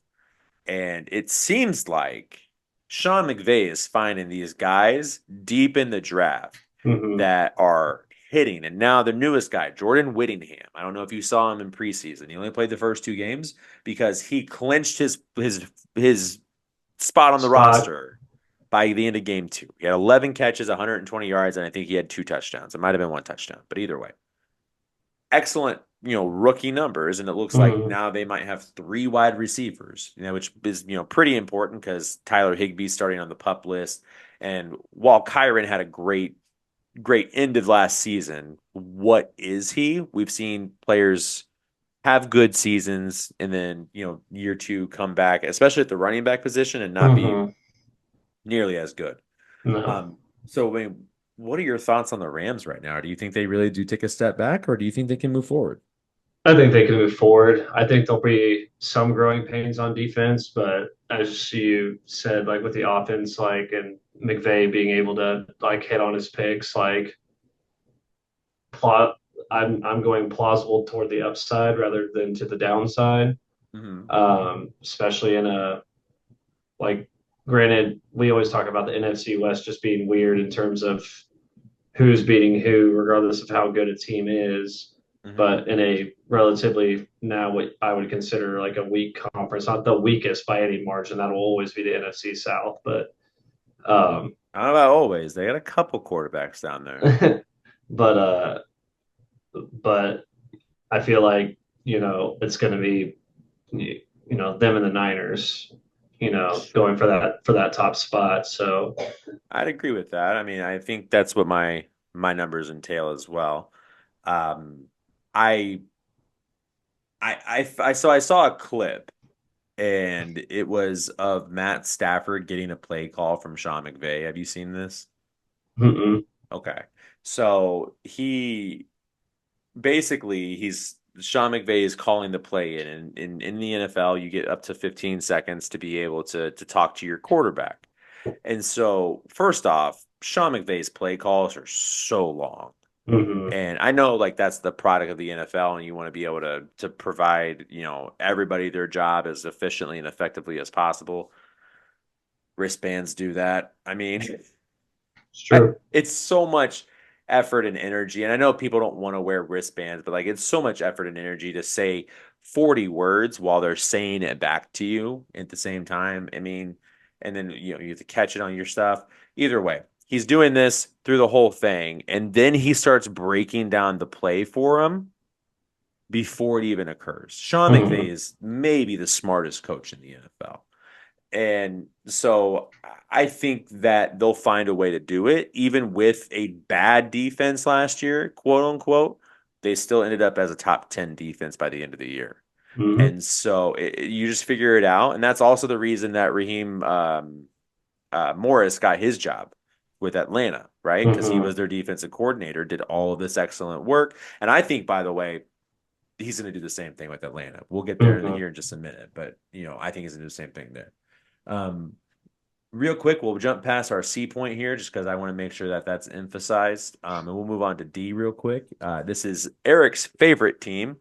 I don't know if it's that or Pittsburgh anymore because that's where Russ is. But either way, Seattle with Mike McDonald, not Pete Carroll now. Geno Smith at quarterback, no Drew Lock to save him. Are they pretenders or contenders? Oh, you know what I'm going to say. They're One, pretenders. two, three, Pretenders. pretenders. Uh, nah, Seahawks suck. I don't know if they suck because their defense is good. They have Devin Witherspoon. They have Reek Woolen. They have Boye Mafe. I mean, they have some talent there. The problem is that all of their talent is younger, and then Hmm. additionally, while Mike McDonald is a defensive genius, I got to see what availability he has to increase their offense. At the same time, while he may be able to, bring people in to help build a scheme for the offense specifically, you can't fix Geno Smith. He is what he is at this And point. who's their backup even now? I mean, I remember seeing the memes way back when like they had like the whole quarterback thing, and there's like some like people were roasting the one dude that looked like he was like fat and out of shape basically for him. I forgot what his name was, but I um, was just like, that's when I feel like you're kind of down bad when you're getting clowned in that kind of fashion. oh yeah, that's who they have. They traded a fifth round pick to get this guy. It's Sam Howell. Ah, Yeah, 67 sacked. Sam Howell. Permanent concussion, Sam Howell. I mean, we can go on and on. It's not good. Their outlook is not good. Now they have no, DK, they have Jackson Smith and Jigba, and then they have always they have the forever young Tyler Lockett, and then Kenneth Walker, yeah, good running back. Maybe Zach Charbonnet can do it. I feel like we're probably going to get a very similar version to the Ravens last year. It's just going to uh be a diluted version because he can't run the same offense. He's not an offensive guy. no. But I think their defense will feel pretty good and feel pretty similar. But I would say they're pretenders as well. So, the fourth team in the conference, do you have anything to say about them before I go? Um, yeah, I think the Cardinals do pretty well. I heard their head coach is pretty great. Oh, I forgot who their head coach is. I'm pretty sure his name's Jonathan Gannon. Oh yeah, fuck Jonathan Gannon. All right, that's six, by the way, and that was fucking worth it, and that was seven. Big But fan, oh, I big hate fan. that man. And if anybody forgets what Jonathan Gannon did, he took the Eagles, he helped the Eagles get to the Super Bowl, and then while at the University of Phoenix Stadium, I think is what it's still called, Hmm. preparing for the Super Bowl or preparing. He went ahead and interviewed twice with the Arizona Cardinals instead of preparing for said Super Bowl, and then proceeded to not make any adjustments while Patrick Mahomes and the Chiefs managed to run four motions speed out routes and just completely decimate James Bradbury and the defense. It allowed them to continue to play 15 yards off the ball, even though it was like first and goal from the six. It was a wild time, I tell you what. And so, fuck Jonathan Gannon, eight, and it's all worth it. Are you ready to make your predictions? Yep, All right, who you got in fourth? Arizona Cardinals. No, I'm kidding. Arizona Cardinals. Wait, I'm what? kidding. Seattle Seahawks. Oh, okay. Well, I mean, let's see here. Let me find. I have so many notes from our show now. I don't even know what page they're on anymore. Oh, I have the Seahawks in last place as well at 6-11. I guarantee Eric doesn't have them there. Oh, probably not. Third place, The Cardinals. Cardinals. All Just right. above them, I had barely. them at I had them at 8 and 9. I think Marvin Harrison Jr. does make them better. And while I do Hmm. hate Jonathan Gannon, they have some pieces that I do like. Trey Benson, James Conner as a backup or as spell option. Trey Benson, once he's healthy, he's going to be really good out of Florida State. Kyler's going to be Obviously, distracted when Call of Duty comes out. yeah. I mean, but is that coming out early this year or late? He might be benefited from that. I So mean, it normally comes out what around the beginning of October? November, No, yeah, end of November. October, yeah. So probably be around there. And it is Black Ops 6. So Yeah, I mean, they Black Ops gotta usually stack wins hits. early. I mean, they gotta stack their wins early. That's all it is. You get some wins, you might have a chance. Second place, The Rams. I have the Rams as well, going 10-7, and then the Niners obviously in first place. However, Mhm. so when I did this last week, I had them at 12-5, and after everything that's happened this week, and especially John Lynch's quote from this week as well, I moved him down to 11-6, which still gives him the division, but it had major playoff implications that we'll get to next week. So Mhm. I don't know who Eric picked. I think we'll have to speed run all of this once he He'll finally probably have debuts. Seattle at the top. He'll probably have Seattle at the top, and then he'll be like, but I have the Niners winning the division. Kind of Yep. like he, had the Browns beating the Texans, but the Texans winning the Super Bowl. Yep. So let's move on to the NFC South. I think there's some really good quarterback options here. Wait a second. We got Bryce Young, Baker Mayfield, Derek Carr, and 35-year-old coming off of an Achilles injury, Kirk Cousins. That's not very good. And as you said before, the NFC South is kind of the worst division in football. So, I mean, I guess the question that we would have to start with, which quarterback do you think is going to suck the least? Um, I'm gonna go. Um, I almost looked at the wrong division, or was thinking of the wrong division. But I'm gonna go. Honestly, I'll probably go with Kirk. He's got decent weapons around him. I think and yes, it's an Achilles, but whether it's Kirk and he stays healthy, or they throw in what they Spencer Rattler, right? They have Penix. Rattler is behind Carr Oh, in at, New at New Orleans. Orleans, that's right. Sorry, You're good. Penix. But like, let's say Cousins gets hurt sometime during the season, I feel like even then Penix comes in and still does better than I anyone else in the mean, division, yeah. except for maybe Carr, Oh, maybe. wow. Derek Carr is your second quarterback there, huh? Well, we're not like the rest of the division's not great, so So here's my that's thing. not saying a whole lot. It's not saying a whole lot. Here's my thing with a terrible offensive line, with a terrible receiving core, with no running game and a terrible defense. Bryce Young threw 11 touchdowns and 10 interceptions. And, he can't see over his line of scrimmage. Their offensive line got better. They upgraded at the guard position. They got Deontay Johnson. They drafted Xavier Legette. And Chuba Hubbard and Miles Sanders in the backfield seemed to be something, but also they drafted Jonathan Brooks, as we talked about earlier with like Jerry Jones. They drafted him. Mhm. And We'll see who he plays for week one. Find out next time on Dragon Ball Z. right. I mean, at least in Jerry Jones's head, We who, might by get the way, copyrighted for that, but you know. I think we'll be okay. I I don't think anybody from DBZ is watching this. But so what I was getting at there is we're gonna get there. I have, just like you, I have a lot of faith in the Falcons and their receiving group and just skill position guys in general. and Raheem Morris. And Raheem Morris. I do like Raheem Morris. There's something about coaches getting a second chance and them truly feeling like they're taking an opportunity at it, when they didn't get a real good first shot, kind of like Steve Wilk, when he was the interim coach for Carolina last year. I felt like they played differently with Steve Wilk at that point, right? Mm-hmm. So I mean, I think the highest upside here is definitely Bryce Young in terms of who would not suck the least, because also it comes into expectations, right? That's fair, I guess. Yeah, And expectations. and our expectations for the Falcons are probably going to win double-digit games, or be close to that at least, and be competing for the playoffs. And if Kirk fails to make the playoffs or continues to perform poorly in primetime games, that's going to be bad on him, and we might see Penix earlier than originally expected.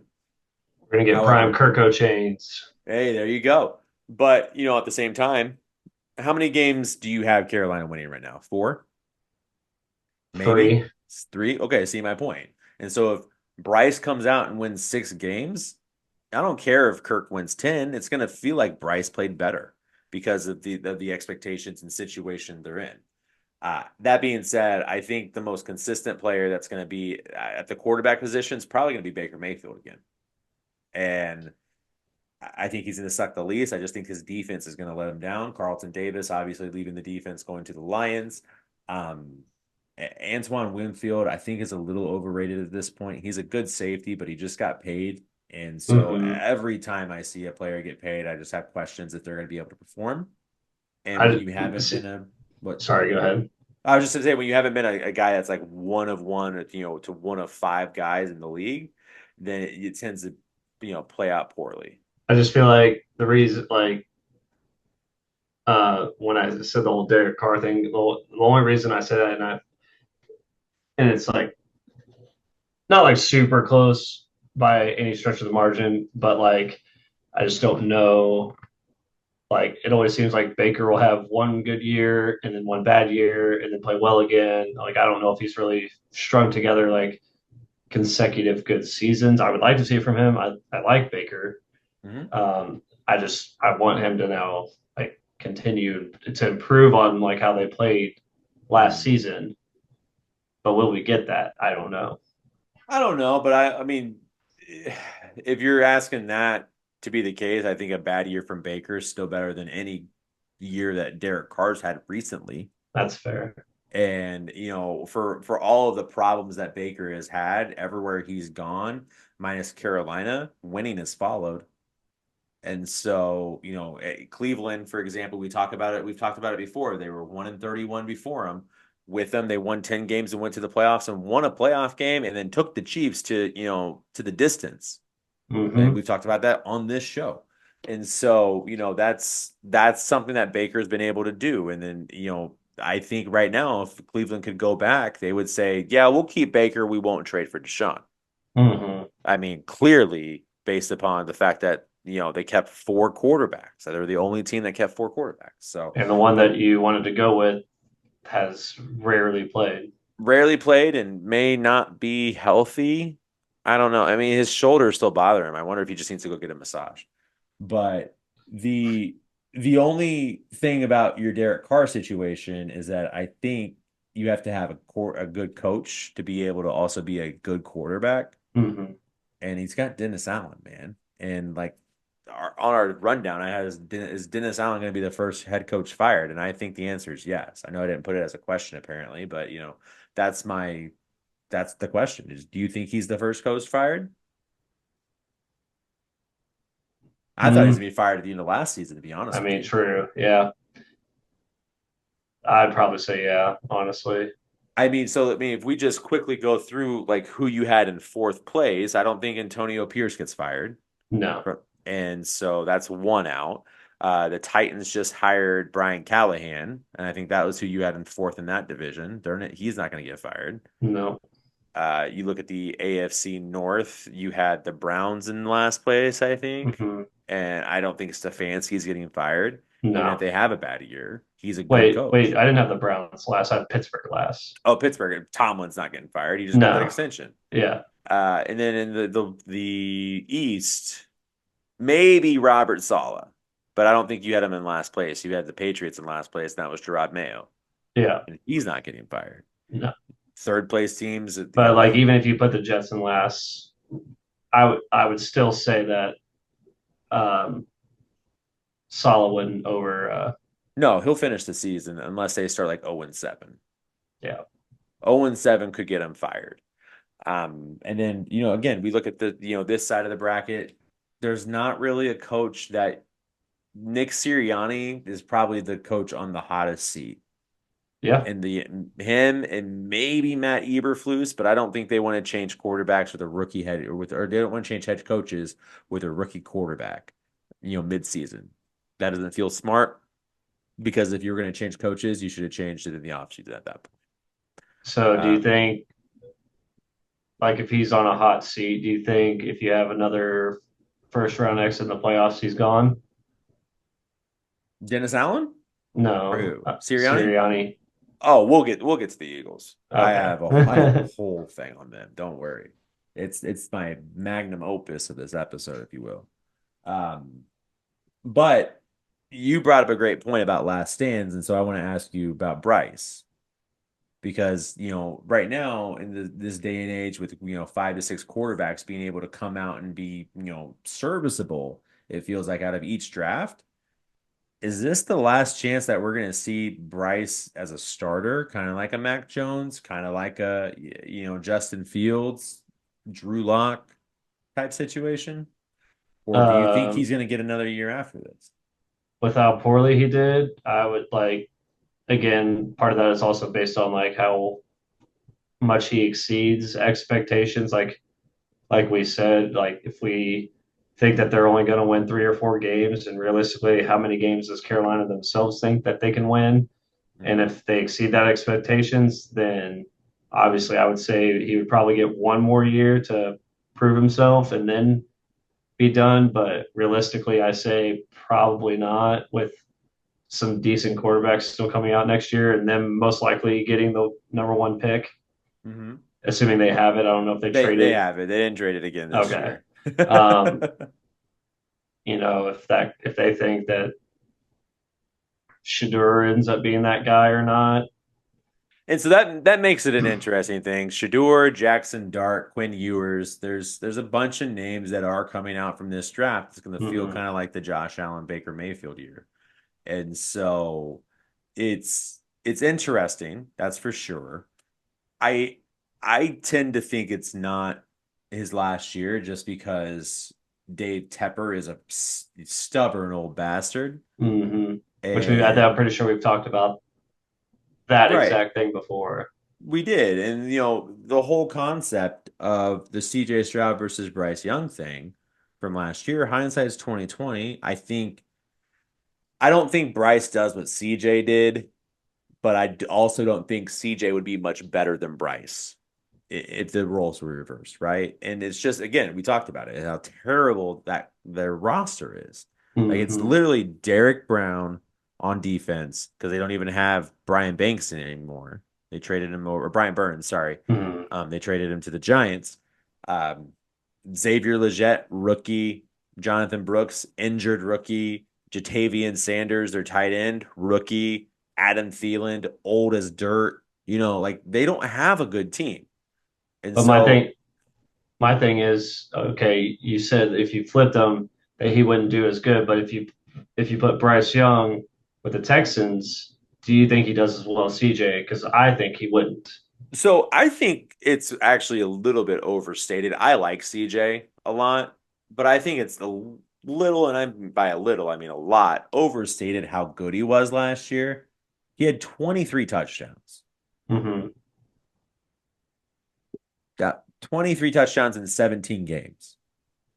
And 5 of them came in one game against the Bucks. So he had 17 touchdowns in 16 games. If we had any quarterback do that, we would say it wasn't very good.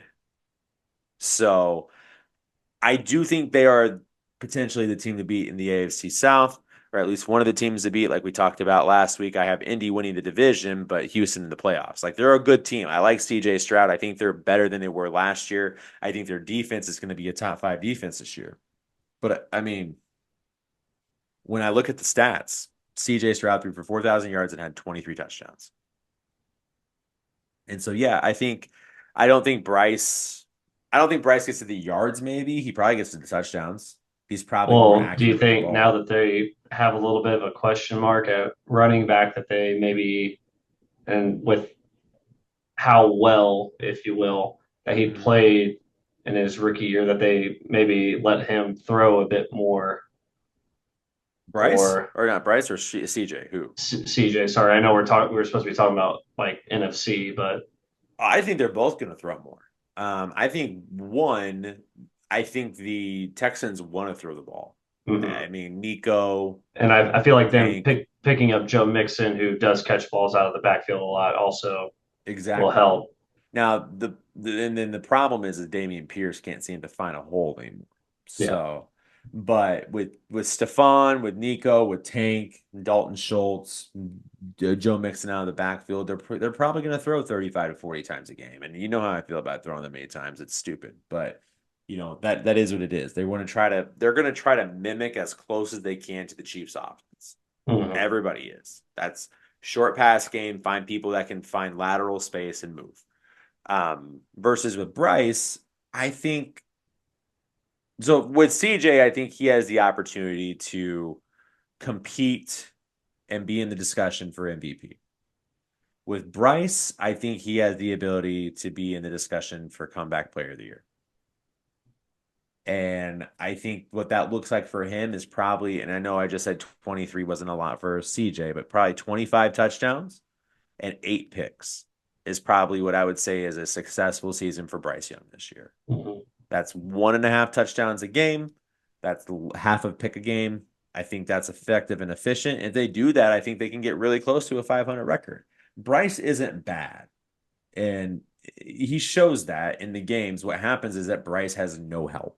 Mm-hmm. So that's the problem. And now we did discuss somebody who has a ton of help. Bijan Robinson, Drake London, Kyle Pitts, and that's Kirk Cousins. And so lots of expectations are on him. You remember he didn't know that they were drafting Michael Penix when they did it. I really like Terry Fontenot, their general manager. I love Raheem Morris as their coach. I think he's going to do an excellent job. And part of it is part of the really cool story with the Falcons is that for the last 14 years, apparently Kirk Cousins has asked their coach every year if they can have a water park day. And every year they've been told no. And I know this sounds stupid, but I promise you, this might be the most important thing that they did is that the Falcons on the last day of practice canceled practice and went to the water park in Atlanta. Nice. And so there's a great picture of Kirk with the whole team where they're just taking a picture in a pool from like a wide shot. They're all sitting there in the pool, and there's other shots of him like coming down slides on tubes and stuff. And so is a happy Kirk Cousins going to be better in Atlanta than he has been in his last two spots? Uh, I mean, at this point in his career, I'd say probably not, but he can at least get close to what he was before, which I don't think is like a horrible thing. Like if you can get him to play near the same level he did with the weapons you have around, with Bijan running on top of that, like I feel like that's like obviously if he does, then great, then you're getting a significant return on the investment you pay. But if you can get him to play even I would say like 80% of what he was prior, then I would still say that, that's wonderful for them. Yeah. So, I mean, last year they started Taylor Heineke, who is now on the Chargers as of officially like an hour ago. And the other guy was Desmond Ritter, who they traded to the Cardinals. And then he did a DoorDash commercial about being a dasher and Arizona Cardinals quarterback. And now he is only a dasher. And so, and that team doesn't have a lot of success. He lost out to No. Clayton Tooney. You know how I know Clayton Tooney is? Because he was the Eagles' fourth string quarterback 2 years ago, and we cut him before we even got to the last week of preseason. And so he's not a good quarterback. And he lost Desmond Ritter lost out to him. So I mean, they don't have to. It's actually the true conversation that people have tried to have about Russell Wilson moving to Pittsburgh or Aaron Rodgers going to the Jets. You just get a little bit better, and you're going to be good. And Kirk Cousins has shown an ability to be able to do that. So, Mm-hmm. all right. So I think that's good there. In turn, unless you have anything else you want to say about the division, but I think we can make our predictions on that. Yep. All right. Let's see if we're in lockstep here. Who do you have in fourth? Uh, I have Carolina at the bottom. You have Carolina at the bottom. I do not. You have New Orleans. I have New Orleans. I do not trust Dennis Allen. And at this point, because Derek Carr has burned me one too many times, I don't trust Derek Carr. And so they're going to go 5-12. So you do And have Carolina winning at least 6 games. I have Carolina winning exactly 6 games, going 6-11. I think they could potentially get to 7. That's a real possibility, but I think 6 is the accurate situation. And so let's see here in second place, I have the Bucks.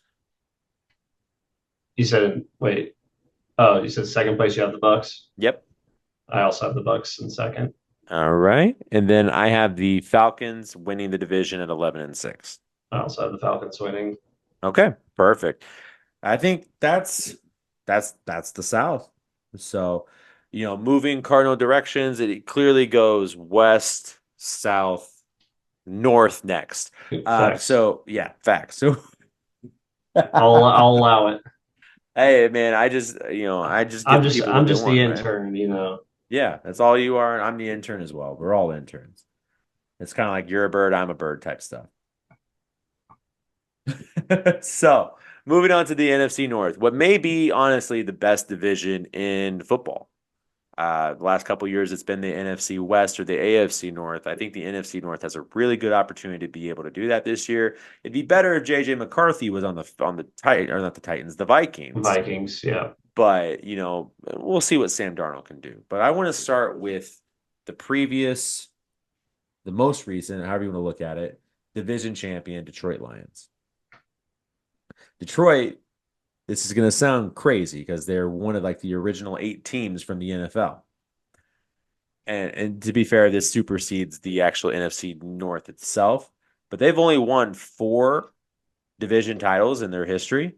Mhm. Last year, 1993, 1991, and then I think it was like 1967. Do you think this is the first time they can repeat as division champions? I do. Okay. Uh, like I said, I think it'll be tough for them. Like especially again if Jordan Love together a full season rather than three-fourths of a season or half a season, whatever you want to argue, hmm when he kind of started to pick it up, basically. hmm Which I know, like one of our topics is about Jordan Love specifically, Yeah. but like I trust the Lions and who they have around, both staff wise and personnel or just personnel as well, both players and staff, hmm to be able to repeat more than I like another team coming and taking that. My only problem is that when Jared Goff has played a first place schedule, he hasn't performed well the next year. And so they got to first place. Jared Goff's here. They're going to play a first place schedule. We're going to see what happens. That means you. Because like my other thing is it's like obviously there's these high expectations of the Bears and Caleb Williams and with all the pieces they went and got, I'm apprehensive about them. Sure. And then again, like I touched on the Jordan Love stuff already, and then you have the Vikings with no JJ McCarthy. Yep. So like I'm I'm gonna go with something like I'm gonna go with a team that's at least proven that they've done it over someone that there's too many question marks for me. And so You Sam know, Darnold's one of those guys that is too many question marks. Is that what you're correct. saying? Okay. So do you think he can prove himself this year, or do you think it's just going to be more of what we saw with him seeing ghosts in New York? I mean, I think he'll do better, but not good enough to contend for the NFC North Championship Okay. or division title. Sorry. Okay. And then that Um, other guy that you spoke about. Sorry, I don't want to cut you off. Go no, ahead. no, you're good. Just yeah, I don't know what to really expect from the Vikings this year. If I'm being honest, like I think you should expect at least 100 yards from Justin Jefferson every game because that's what he's done through 60 games in his career. correct. Like Outside of that, I don't know. I will always trust JJ, but JJ can't beat a team by himself. I don't know. They paid him like he can. I mean, So, true. This is true. $140 million, highest non-quarterback guaranteed money in NFL history. So, um, But and like even if JJ was starting, I still would probably not even entertain the idea just because like as apprehensive as I am about Caleb Williams, obviously I'm even more so about JJ McCarthy, even though yeah, he's coming off a was coming off a national championship. So so the one thing the Vikings did do in the offseason was get a little bit better on defense. They mhm, lost to Neil Hunter, but they got Jonathan Greenard, and that's basically a like for like sub there. mhm. I think Daniil Hunter has a better ceiling, but Greenard was like it was one of those situations kind of like Hassan Reddick and Bryce Huff, where like they literally just swapped teams. And so I should expect what Daniil Hunter did from Jonathan Greenard and vice versa. Um, And so I think Sam Darnold is out to prove something. He looked fine in preseason. Hmm. He looked okay-ish with the 49ers last year. Clearly he looked good enough to get, the job he has now. And so we're gonna see. I think he has a chance to prove himself, but I really I only mean, I think would he like has for the him to prove himself, like prove me wrong and like make this division more interesting for sure. I mean, that's good football. And either whether way you're a fan though. of the team or not, like if you're just a football fan, like you like seeing those, Yeah. those back and forths in a division, going throughout Hmm. the season and seeing like who's going to win. You don't want to have an AFC West scenario where you're like, oh, well, we know who's winning the division this year Right. type scenario. You like that parity. Like that's what makes sports Yeah. interesting is the parity. Absolutely. And so I what I was gonna say though is either way, if he does prove himself, I don't think he proves himself as a starter. I No, think he proves himself as a viable so backup yeah, and the Chase Daniel type guy that you yeah, paid 2 years, $20 million to make sure that you have somebody there. yeah, that you Um, trust. I think that's also Jordan Love. And so the question we have here was direct question was Jordan Love real or Fugazi? And for me, he's Fugazi. And I don't know if it's because of him, if it's because in order to get to the NFC, like to the playoffs, they were 6-8 and they beat three quarterbacks who aren't starting games this year Hmm. to get there. And then they beat a bad Cowboys team, that lucked in the fact that the Eagles, completely shit on themselves to go down the stretch. It's true. And and because I don't think the Packers team would have beat the Eagles team from last year if they would have, been the same team that was 8-1 or whatever it was, 10-1 before we lost to the 49ers and then everything imploded. But I I haven't seen enough from Jordan Love to one, give him the contract he got. I think we've talked about that either on the show or off the show. It was a lot. It was a Um, lot. and their defense isn't great. They have, they lost some people. They got the dude in the middle. I forget his name, Kenny something or other. Oh goodness, I can't remember his name. I'm going to try. And they have Darnell Savage at safety. That's really all they got. I mean, they have. I think they still have Preston Smith, but he's older, and then Hmm. they have Jair Alexander, but he's older, and so Yeah. their defense is going to be really easy to break through. I say that, and then the Eagles are not going to score against them in Brazil on next Friday. But hey, say la vie. Um, the the real reason, though, I mean, and John brought this up. He was like, the one thing that is for certain in life is that the Green Bay Packers will have a quarterback that will hurt my feelings.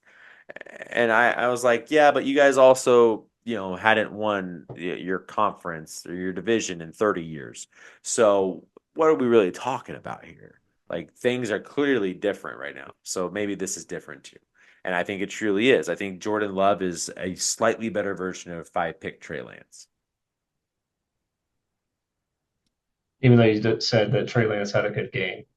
Hey man, 400 yards is Hey, he threw 400 for 400 yards. yards and three Well, he touchdowns. threw for 300 yards and ran for 90 and had four touchdowns and five Was it picks and four or two three fumbles. touchdowns? Because I thought you Three. said three last night. It might be three. It might be two. I don't. I said it could be two or three. I think is But what I five said. picks. Five picks and two fumbles. That's Yeah. concerning. I would still be concerned if he threw for six fucking touchdowns. That's eight. I'm not concerned as an Eagles fan. Let Trey Lance do that all day, baby. So, one guy I don't think is going to throw five picks in a game though is Caleb Williams. Um, I don't know if I believe the hype that he's the next Mahomes. I don't even think that's fair to him or to Mahomes for that I don't matter. even believe the hype of him being a generational talent, let alone a Mahomes. But that's why I said I was apprehensive because like that's a lot of talk to say that he's a generational talent and like there's nothing I really saw that really shot out to me in terms of like you played in a weak Pac-12 and did not do well. You blew games, Well, and you get a he test. didn't blow games. You Come get a on test. now. You get a test. Well, obviously, like they gave up scoring a lot, but like They had the worst defense in the country amongst right, but Power like Five they schools. also had lulls where they weren't scoring, and that does come down obviously to coaching and play calls too. But like Some of it's him. No, so he doesn't take the profit. That's the thing that Yeah. he's going to have to learn in the NFL is you can't not every play is going to go for 18, 25 yards. You got to take some of these plays that are, 8 to 10 yards. Playing NCAA 25, which has absolutely nothing to do with real football. I can tell you playing for USC is a lot of fun throwing it downfield. So in Lincoln Riley's system, and so I get it. But so here's the problem, though. He doesn't have to do a whole lot to be a generational talent for the Chicago Bears. The Chicago Bears have never had a 4,000-yard passer or a 30 touchdown quarterback. So Have do you think he'll reach those marks? I think he'll reach the yards if he stays healthy and plays a 17. I mean, at this point, that's 246 yards a game. And I think I see, like, I hear your point about Caleb also not necessarily being, the best option there. But what I also see is DeAndre Swift, Roshan Johnson, Khalil Herbert, Keenan Allen, DJ Moore, Roma Dunze, Cole Komet. That's just their seven offensive guys. They have a good defense still. Their defense was a top 12 defense last year. And so returning that's not going to make them any worse. Remember, they only had Montez Sweat for 7 games last year. They're going to have him for a full season now. He got paid, so he's happy. And he's one of the few not projects, but players or prospects that got paid and continue to perform. Mhm. He got paid and then he went and got, I think, 7 sacks for them over the last 7 games. And so the better they get at defense, the better that's going to make Caleb. And they looked really good in the preseason, and he's undefeated since coming into the NFL Do you in think games that he don't matter. has a better or worse season than CJ Stroud did Better. by a significant margin or close margin? It'll be close. I think the yards will be similar. I think he'll probably throw for 28 touchdowns, which is, I think Baker set the record at 29 a few years ago for most touchdowns by a quarterback in their rookie year. I think he'll get nowhere near the record for picks, which is Peyton Manning at 30. But, uh, is what it is. So, but I mean, I also hear your point about him not potentially being generational. I've seen the feeling of it. I've looked at it. I think Jaden is the better of the two quarterbacks personally, Jaden Daniels. And we'll get to him in the next little mini segment we have here with the East. But um Oh no, we're previewing next week's show. We're not oh covering yeah, the we're East, just gonna remember? skip the East, but we'll let you guys know what I think about the East next week. Uh, no, but I think Jaden's probably a little bit better. I think he's better than Drake May. Caleb is, and then JJ. I think he's better than JJ. And so, yeah, there's not much more I have on that. But And I then think Bo's better Caleb's than all of them. Bo's actually the worst. Mainly because of his ceiling. The other guys have ceilings. He doesn't have a ceiling. He's at his ceiling. He's Mac Jones. Yeah. Damn. You're gonna sit on that all week and be real sad now. I'm sorry. You ready to do predictions though? Yeah. All right. Who you got in fourth? Let me check notes. I have Minnesota in fourth. So I have them in a tie for fourth, but I have them winning the tiebreaker, and therefore the Packers are in Packers are in the fourth. end. Well, you're not going to like this. I have Chicago third, Okay, that's fine. I have, like I said, the Vikings but I have third. it. I have them like a game behind the Packers. That's about right. I mean, if that happened as well, and here's the thing, I don't necessarily. So somebody has to lose games, right? And one of the games I have them losing is on Friday in Brazil against the Eagles. And that's my team. So, like, clearly I'm going to, be a little biased there. But I also think our team is demonstrably better this year. I think our defense is better. Like I said, we'll get to that in a minute. And so we'll win that game. But if they go into Brazil and beat the Eagles, instantly they're 9-8 in my eyes versus 8-9. And so, like, I'm willing to say that I'd be wrong there, but I don't think I am. So you have the Packers and Lions at the top. I have the Bears and Lions at the top. You just said you think that the Lions can get back-to-back division titles. Do you think they actually do? Yes, All right. I I do.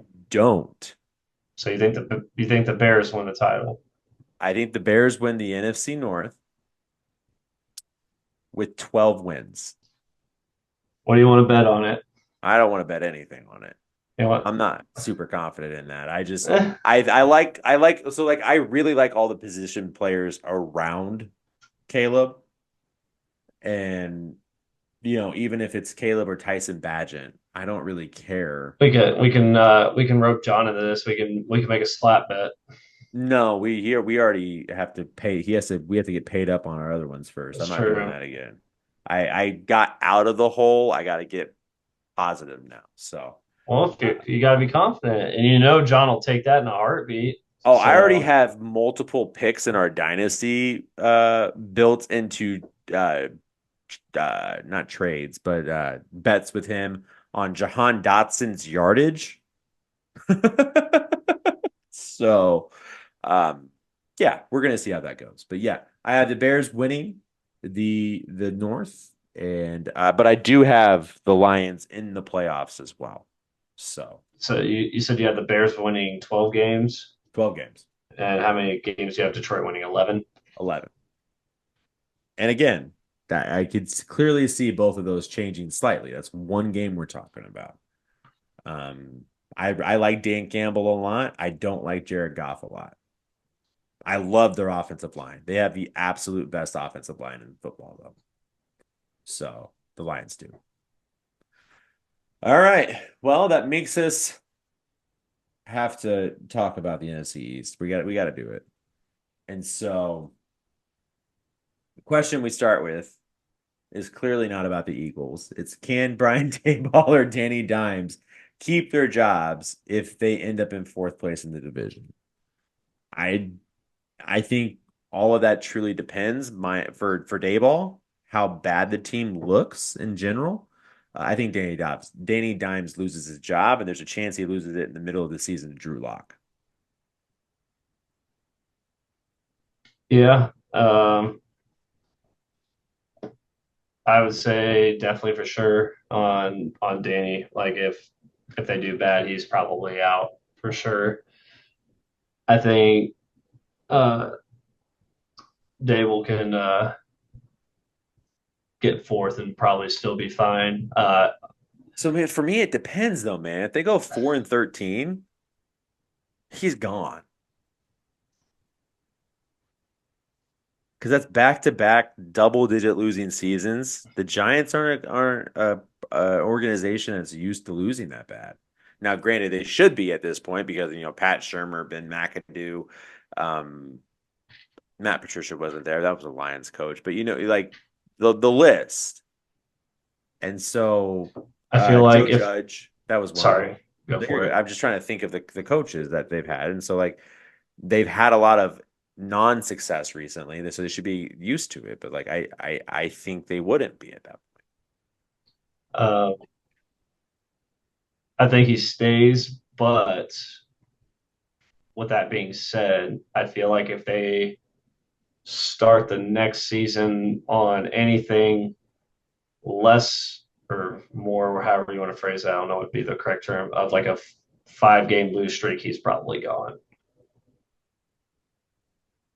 Man, I have a problem with early Oh, coach I firings. hate midseason coaching changes. I think Sometimes like sometimes midseason makes sense, especially like the NBA. Sometimes you can get some adjustment there, but like right. in the NFL, if you're going to fire somebody 4 or 5 games into the season, you should have fired him before you started the season.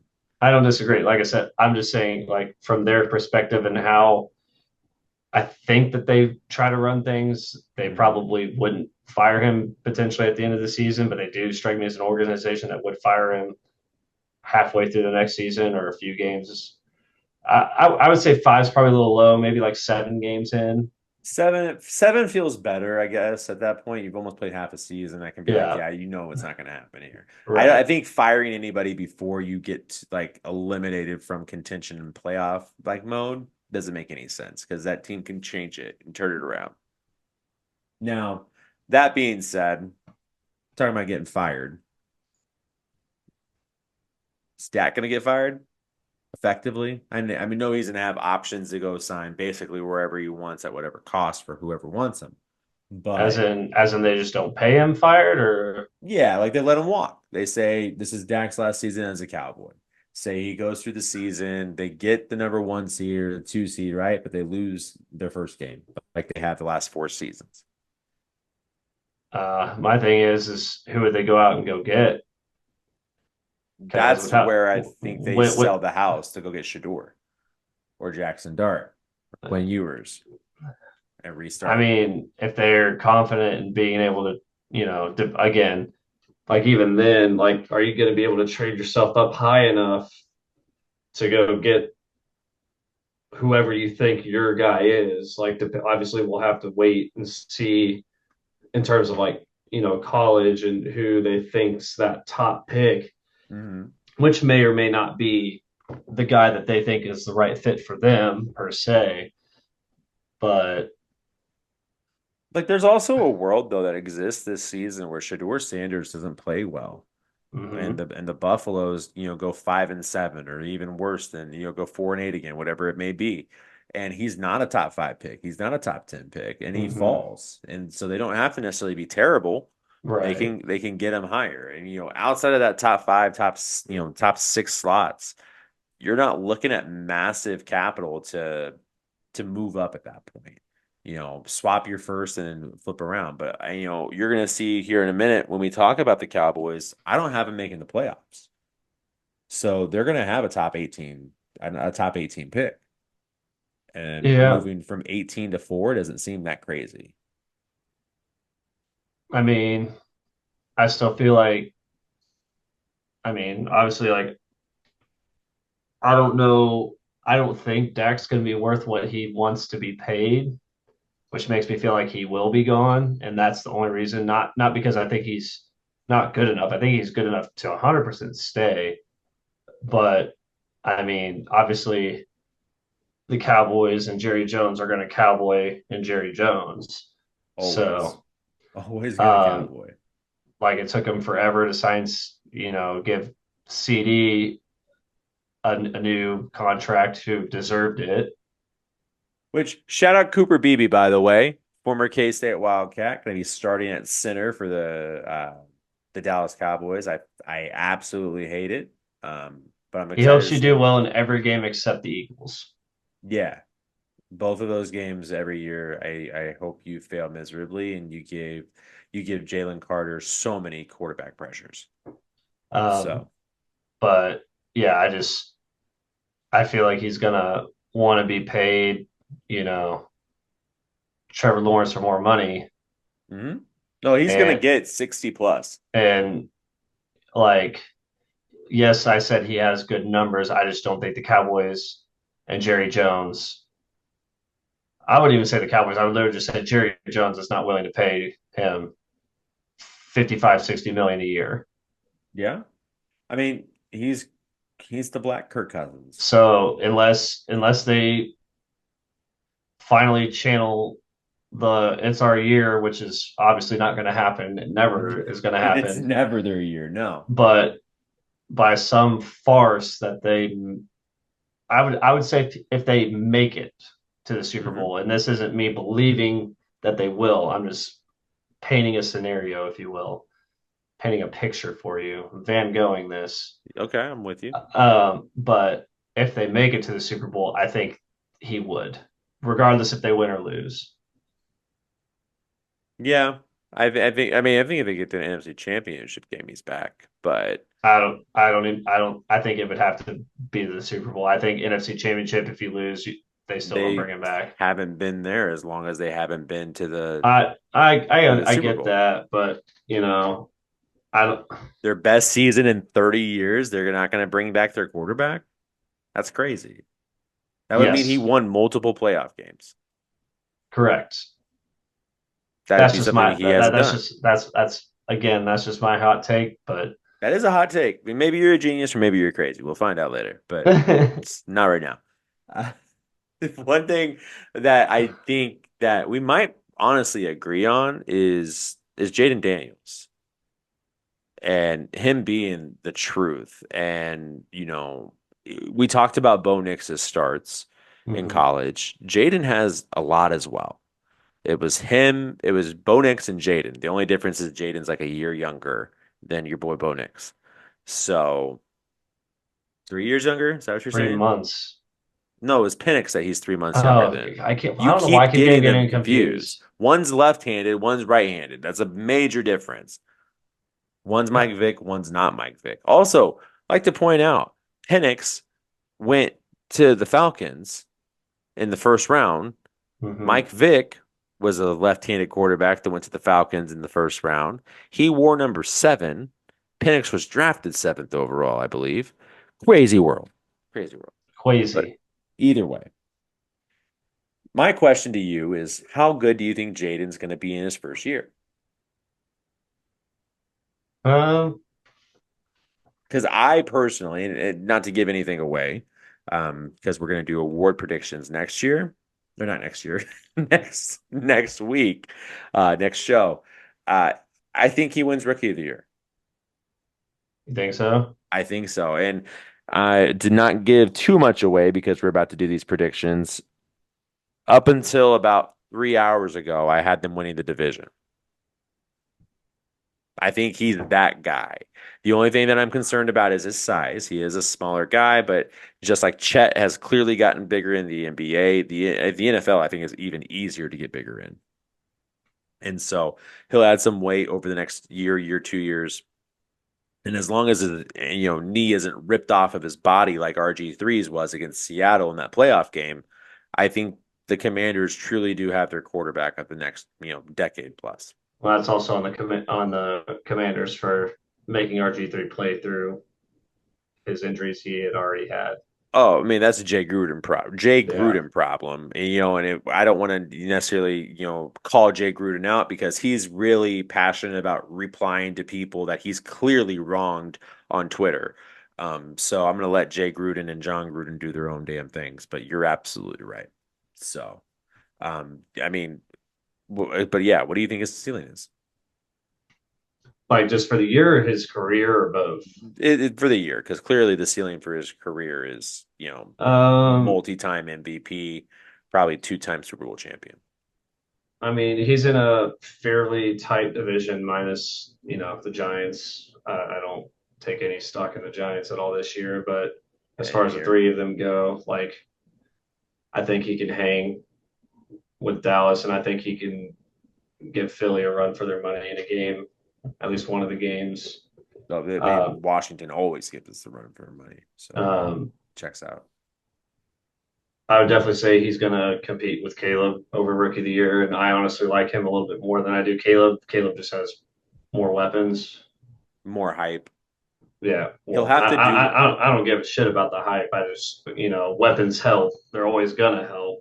Yes, I'm just talking about it. It does matter when we talk about the awards, though. Like And narrative and matters and that. and So obviously, like organization wise, like Washington has just been a laughing stock for ever basically. yeah, I Not mean, to say that Chicago hasn't had its faults, but you know, basically since Joe Theismann broke his leg, yeah. yeah. But Chicago seems to be making the right moves to try to surround their guy with the correct people, Hmm. and granted they had more pieces in place to I think be able to supply him with the weapons and the pieces to do that, and Washington isn't there yet. So I think that's the only thing that's really kind of holding it back. But I mean, they had the weapons. Then they traded Jahan Dotson to the Eagles. correct. They had the weapons. They chose to not carry them, all because a guy with a different regime performed poorly. That's what it was. And, now he's with the Eagles and, he's going to have his best season of his career. Um, I see your points. They did swap out like Antonio Gibson with Austin Eckler. So that is an increase. Brian Robinson Jr. is 1 year removed from being shot. Yeah, scary Terry. Yeah, Scary Terry. Was a sleeper tight end of not only the NFC East but possibly the NFC and Ben Sinnott. Mm.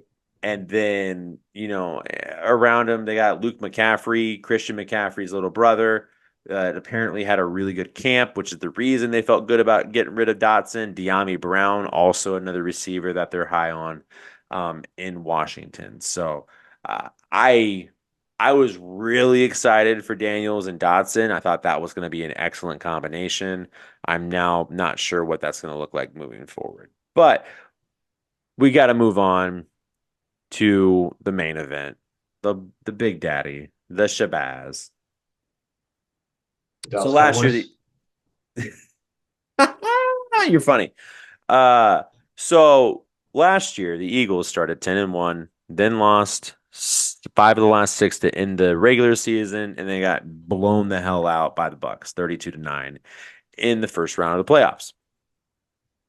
And what happened is we fired Brian Johnson, we fired Sean Desai, we locked Matt Patricia out of the building, and we hired Kellen Moore and Vic Fangio. Took all responsibilities and duties effectively away from Nick Sirianni. Gave AJ Brown and Smitty more money, signed Saquon Barkley, went and retooled the defense, got Quinyon Mitchell and Cooper DeJean, who while early probably won't play major dividends, late I think will. Another year for Jalen Carter, who looks more in shape. Jordan Davis looks about the same. Nolan Smith is finally making moves. So I just have a question for you. Answer for you. Are the Eagles fixed? No. Okay, you're wrong, but continue. Um, I'm more the see how it plays out type scenario. Like I think they're better. I'm not confident enough to say fixed quite yet. Okay. I would argue they went 11-6 last year. And Yeah, if they're going to be but they could better have than done 11-6, but they could have done better, but they couldn't fucking score. well, Super Bowl hangovers, 36-year-old center, 32nd worst defense. I mean, by a wide margin. It's effectively the same margin that Patrick Mahomes has in the lead over all other quarterbacks. That's how bad our defense was. It was up here, and then the rest of the league was like out of the screen. So we were bad, especially after we Well, swapped from Desai to Patricia. you want to know when that bad started, right? When Jalen got hurt, No, when? when Sirianni, after they played the Chiefs, Oh, decided to. yeah, yell at the fan. Yeah, I mean, and this year Well, it he's wasn't yelling at the fan; it was yelling, going through the tunnel, saying, "You like that, Chiefs fans? You like that?" yeah he pulled his best Kirko chains. I He mean, did. but also apparently this year he's toning down his personality, I guess is the best way to put it, on the Probably for the sidelines. best. Oh, Probably for for the sure, for the best. best. And honestly, all of these stories I think were overblown in the offseason between Sirianni and Jalen Hurts. Clearly something worked. They've made it work in the past. I think what Mhm. happened is that Jalen went to him for help. Sirianni gave him answers that were different than Brian Johnson, who was his quarterback coach, who he really liked, who he enjoyed. Constantly saw him get undermined by him. Watched us lose poorly, and then, and granted, he was a part of it. I'm not saying Jalen Hurts is not absolved from blame here. He clearly has something to own in that. But and then they had to work it through in the offseason. And I think adding Kellen Moore, like I said earlier, is a major factor in that. Like we said, I think Justin Herbert has a ceiling. I think when Dak got with Kellen Moore, he learned how to handle the defense better, or not the defense, the blitz better specifically, be able to read the defense better and have answers. And that is what every single time that Kellen Moore has spoken in the offseason this year, he's talked about with Jalen is giving him the answers, finding the tools that way he can get out of it. And all of the reporting is that Jalen looks so much better this year than he did at this time of the camp last year. And also, I don't know if you've seen any of his press conferences. His energy is better. He's not the lockdown dude that he was. He has some energy. He has some emotion. He has some life to him. This is a different team, man. They're gonna have a lot of support now. Dallas Goedert's gonna be trash. If you want me to, hate on somebody, I'm not really sure what we're doing at the right guard position because Mekhi Becton, I don't think is the answer there. But although we'd like to point out, played for the Jets, couldn't keep him on the field, couldn't get him to play well. Comes to us, and all of a sudden he's a stud. All we did was move him inside. So, maybe the Jets are not a good team, and you should really think about that. But that being said, I think that helps every single, according to Mark Schlereth, your boy Mark Schlereth, every single team runs a style of the Vic Fangio offense. Therefore, if every team is running a style of our defensive coordinator's defense, one, we'll be able to see that better and be able to play off of it. But then two, we have the architect. Nobody can play that defense better than Vic Fangio. And so even if it's for this 1 year, I think we're going to be slightly better. And then after that, when Vic Fangio retires because he's like 97 years old, we'll go find somebody else. A little better, meaning 12-5 instead of 11-6. Are you trying to make picks right now? Is that what you're trying to tell me? Let's go, I, baby. I'm, Who I'm you just got in I'm just fourth? asking, Who huh? you got in fourth? The Eagles. You're gonna eat those words. No, You're gonna put the Giants back in their spot. am I? Who's in fourth? The Eagles. Are you being serious right now? No, All right, who's in fourth? the All Giants. right, there you go. 6 and 11. That's correct. Who's in third? The Eagles. That's incorrect. I have it close, but I have it Washington. Okay, that's fair. I have the Cowboys there. Because here's the thing that nobody has talked about, including us, when we just talked about the Cowboys. We talked about Dak. We've talked about CD. We've talked about Micah. We didn't talk about losing Dan Quinn, who 2 years ago there was conversation about not only keeping Dan Quinn, elevating him to head coach and firing Mike McCartney. McCarthy, sorry. McCarthy. Yeah, you're good. Sorry. Paul is the only McCartney I respect. Take that, Jesse. Um, Damn. but also Melissa. Um, Either way, what I'm getting at is that Dan Quinn was a major proponent of their defense. And if you think going from Dan Quinn to Mike Zimmer is going to effectively give you the same defense, you're not looking at how these games are played and who these players are Mhm. because they run different schemes. They don't run Vic Fangio schemes. They actually run Pete Carroll schemes. Both of them do.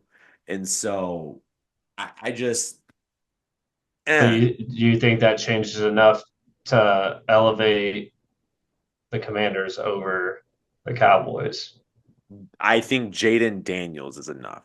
The other part of it is the Cowboys are playing a first place schedule. So they play the Niners, who they can't beat. They play the Lions, who I guarantee are going to fucking mud stomp them. That was nine because of the whole fourth down and 2 point conversion situation at the end of the game last year. Yeah. The other team that they're going to have to play is the Bucks. The Bucks play them hard every time, and then you got to play your six division games, which even though we don't respect the Giants, they still typically play them harder. Hmm. And the Commanders have won a game against them every year of the last 3 years. And so now, granted, you can say they weren't playing for anything last year. They weren't playing for anything in some of these other games. It's fine. They usually split with the Eagles. They'll probably split with the Commanders. They'll win both against the Giants, but that's still 2 losses in division. The 4 losses or 3 losses at least that we already just two. Sorry, 2 losses out of the 3 divisional games, and then they also have to play a first place schedule for the AFC opponent that they play. And so whether that's I don't remember if it's the Bills, the Ravens, the Chiefs, Or the Dolphins? or no, the Dolphins, Oh, the Bills finished the first. Texans. Texans. Yeah. Yeah. It's one of those that's one of those four. I don't remember who it is, but they play one of those four, and then they have to play the entirety of one other AFC division, which is not the West. I know that. I think it's the North this year. Mm, And that's so, tough. yeah, you're playing the Ravens, the Bengals, the Browns, and the Steelers. Actually, I know for a fact it's them because they play the Browns week 1 Mm. at in Cleveland. Arguably the hardest game that they can play Cleveland in because Deshaun Watson isn't hurt yet. You know what I mean? So like, Until he walks into the stadium and hurts himself in warm-ups. right. And then again, he's just probably gonna have to get a massage. He'll be fine. But it, you know, I I think while they didn't make any moves in the offseason, they still have a solid team. They didn't get better, they got older. And I really like Cooper Beebe, but he's not better than Tyler Biotic. Where did he go? The Commanders. 4 year, $52 million deal with Dan Quinn. See what I mean? He brought Yeah. people in to run his system, to run his scheme, players that he knows are going to perform better, really well. Tyler Biotis is an all-pro center if Jason Kelsey and Frank Ragnow and Creed Humphrey don't exist. I mean, let's call it what it is. Yeah. And so I think those changes make the Cowboys drop to 8-9, and I think they fire Mike McCarthy, and the Commanders go 11-6. I don't think it's even close. So what do you have the Eagles going then?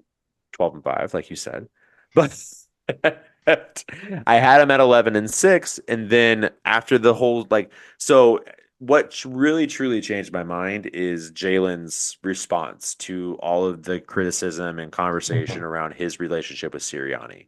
Which is fair. Basic, which, he was like, this is the first time he truly addressed it since the offseason when he was like, it is what it is. And what he basically said was like, it's all of you guys talking about the media and everybody else that looks at the elephant in the room and wants me to address it.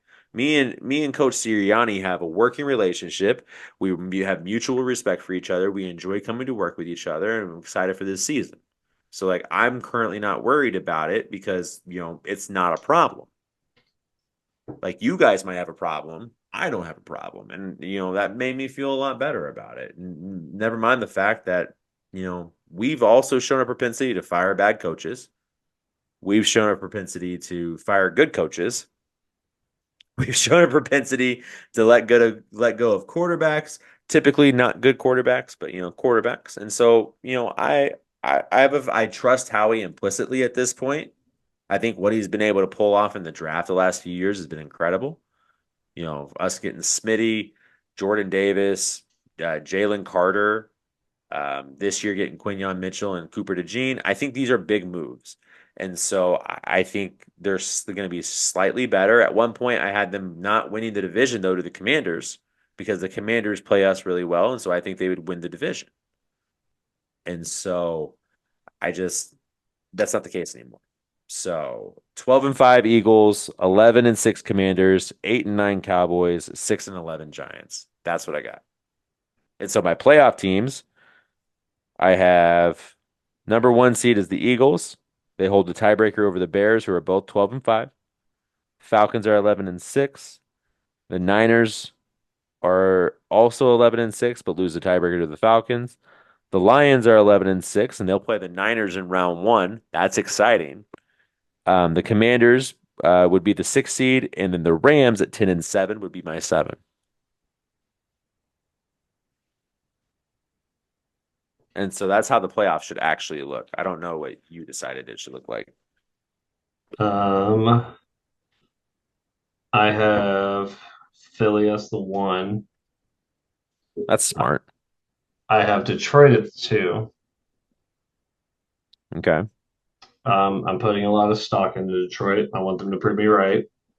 Hmm. I have San Fran at the three. Okay. I have Atlanta at the four. Okay. I have the Rams at five. Okay. I can see that.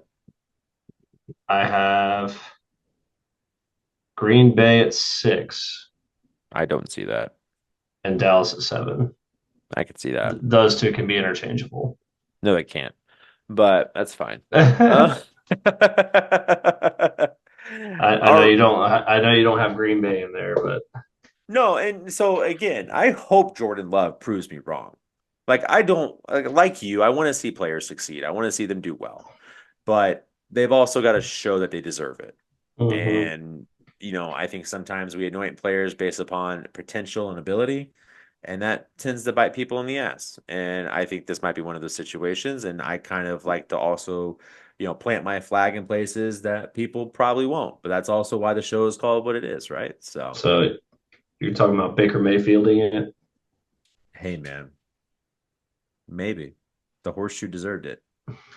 So, but hey, that's our week's show. Next week, we're going to talk about the playoffs itself. We obviously have set up what? Oh, never mind. Sorry. Yeah. I read notes wrong. Yeah, you Continue. read no wrong. Yeah, I'm going to go back to what we were saying. Thanks. Fuck off. That's 10. Had to round it out. We had to round it out. You're good. No, so next week we're going to give you our playoff predictions. We now have given you our 14 teams that are going to make it. We're going to tell you before the season even starts. Well, granted, you'll probably be hearing it after the Chiefs and Ravens have played. And then also, obviously, the Eagles and Packers are going to be playing on Friday in Brazil as well.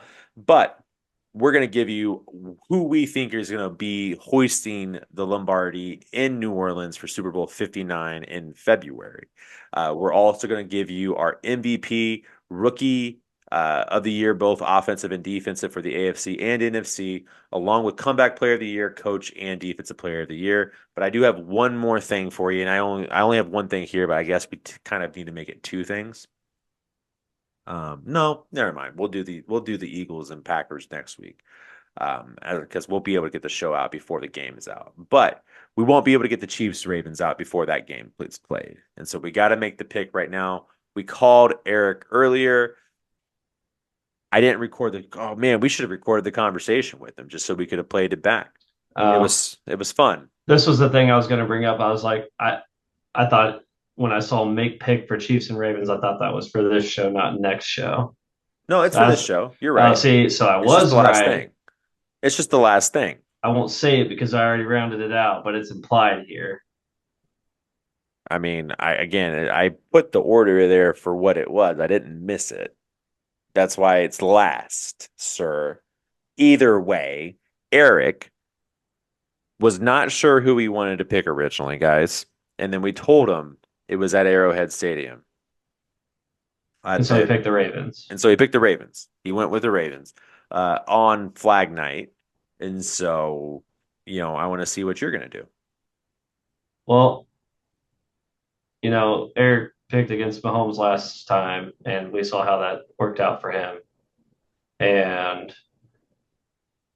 it's going to work out the same way for him again. Give me Mahomes. Yeah, it doesn't bode well for the Ravens when the one part of their game, the rushing game, is the Mm-hmm. part that the Chiefs didn't get worse in. And, they brought back Drew Tranquil. Nick Bolton's actually healthy this year. Chris Jones, obviously another year back. And so I'm going to go with the Chiefs. Although I will say, I feel like, correct me if I'm wrong, that they don't always come out super strong week one. So I don't No, think, I don't think it's going to be the, blowout, the one time that they did, though, was the last time that they didn't rank Patrick Mahomes number one in the yeah, NFL 100 list. And then he which had is the the same thing this year, right? right fourth again. So, I Would they mean, put it one? huh? Would they put Uh, it one? was it Lamar? No, it was Tyreek one. Oh, yeah. Um, Lamar was two or three, and then McCaffrey was the other guy. Gotcha. I think I think McCaffrey was it's two. two. I think you're right. And so I'm gonna give you a point total as well. I think it's gonna be 27-17 Chiefs. So Um, I want to follow the trend, I guess, of them not ranking him first. Give me 30-17. Chiefs. Yeah. All right. Well, hey guys, you're gonna have to let us know in the comments. Are we geniuses or are we just crazy? Again, make sure you subscribe, please, and thank you so much for sticking around. We'll see you soon.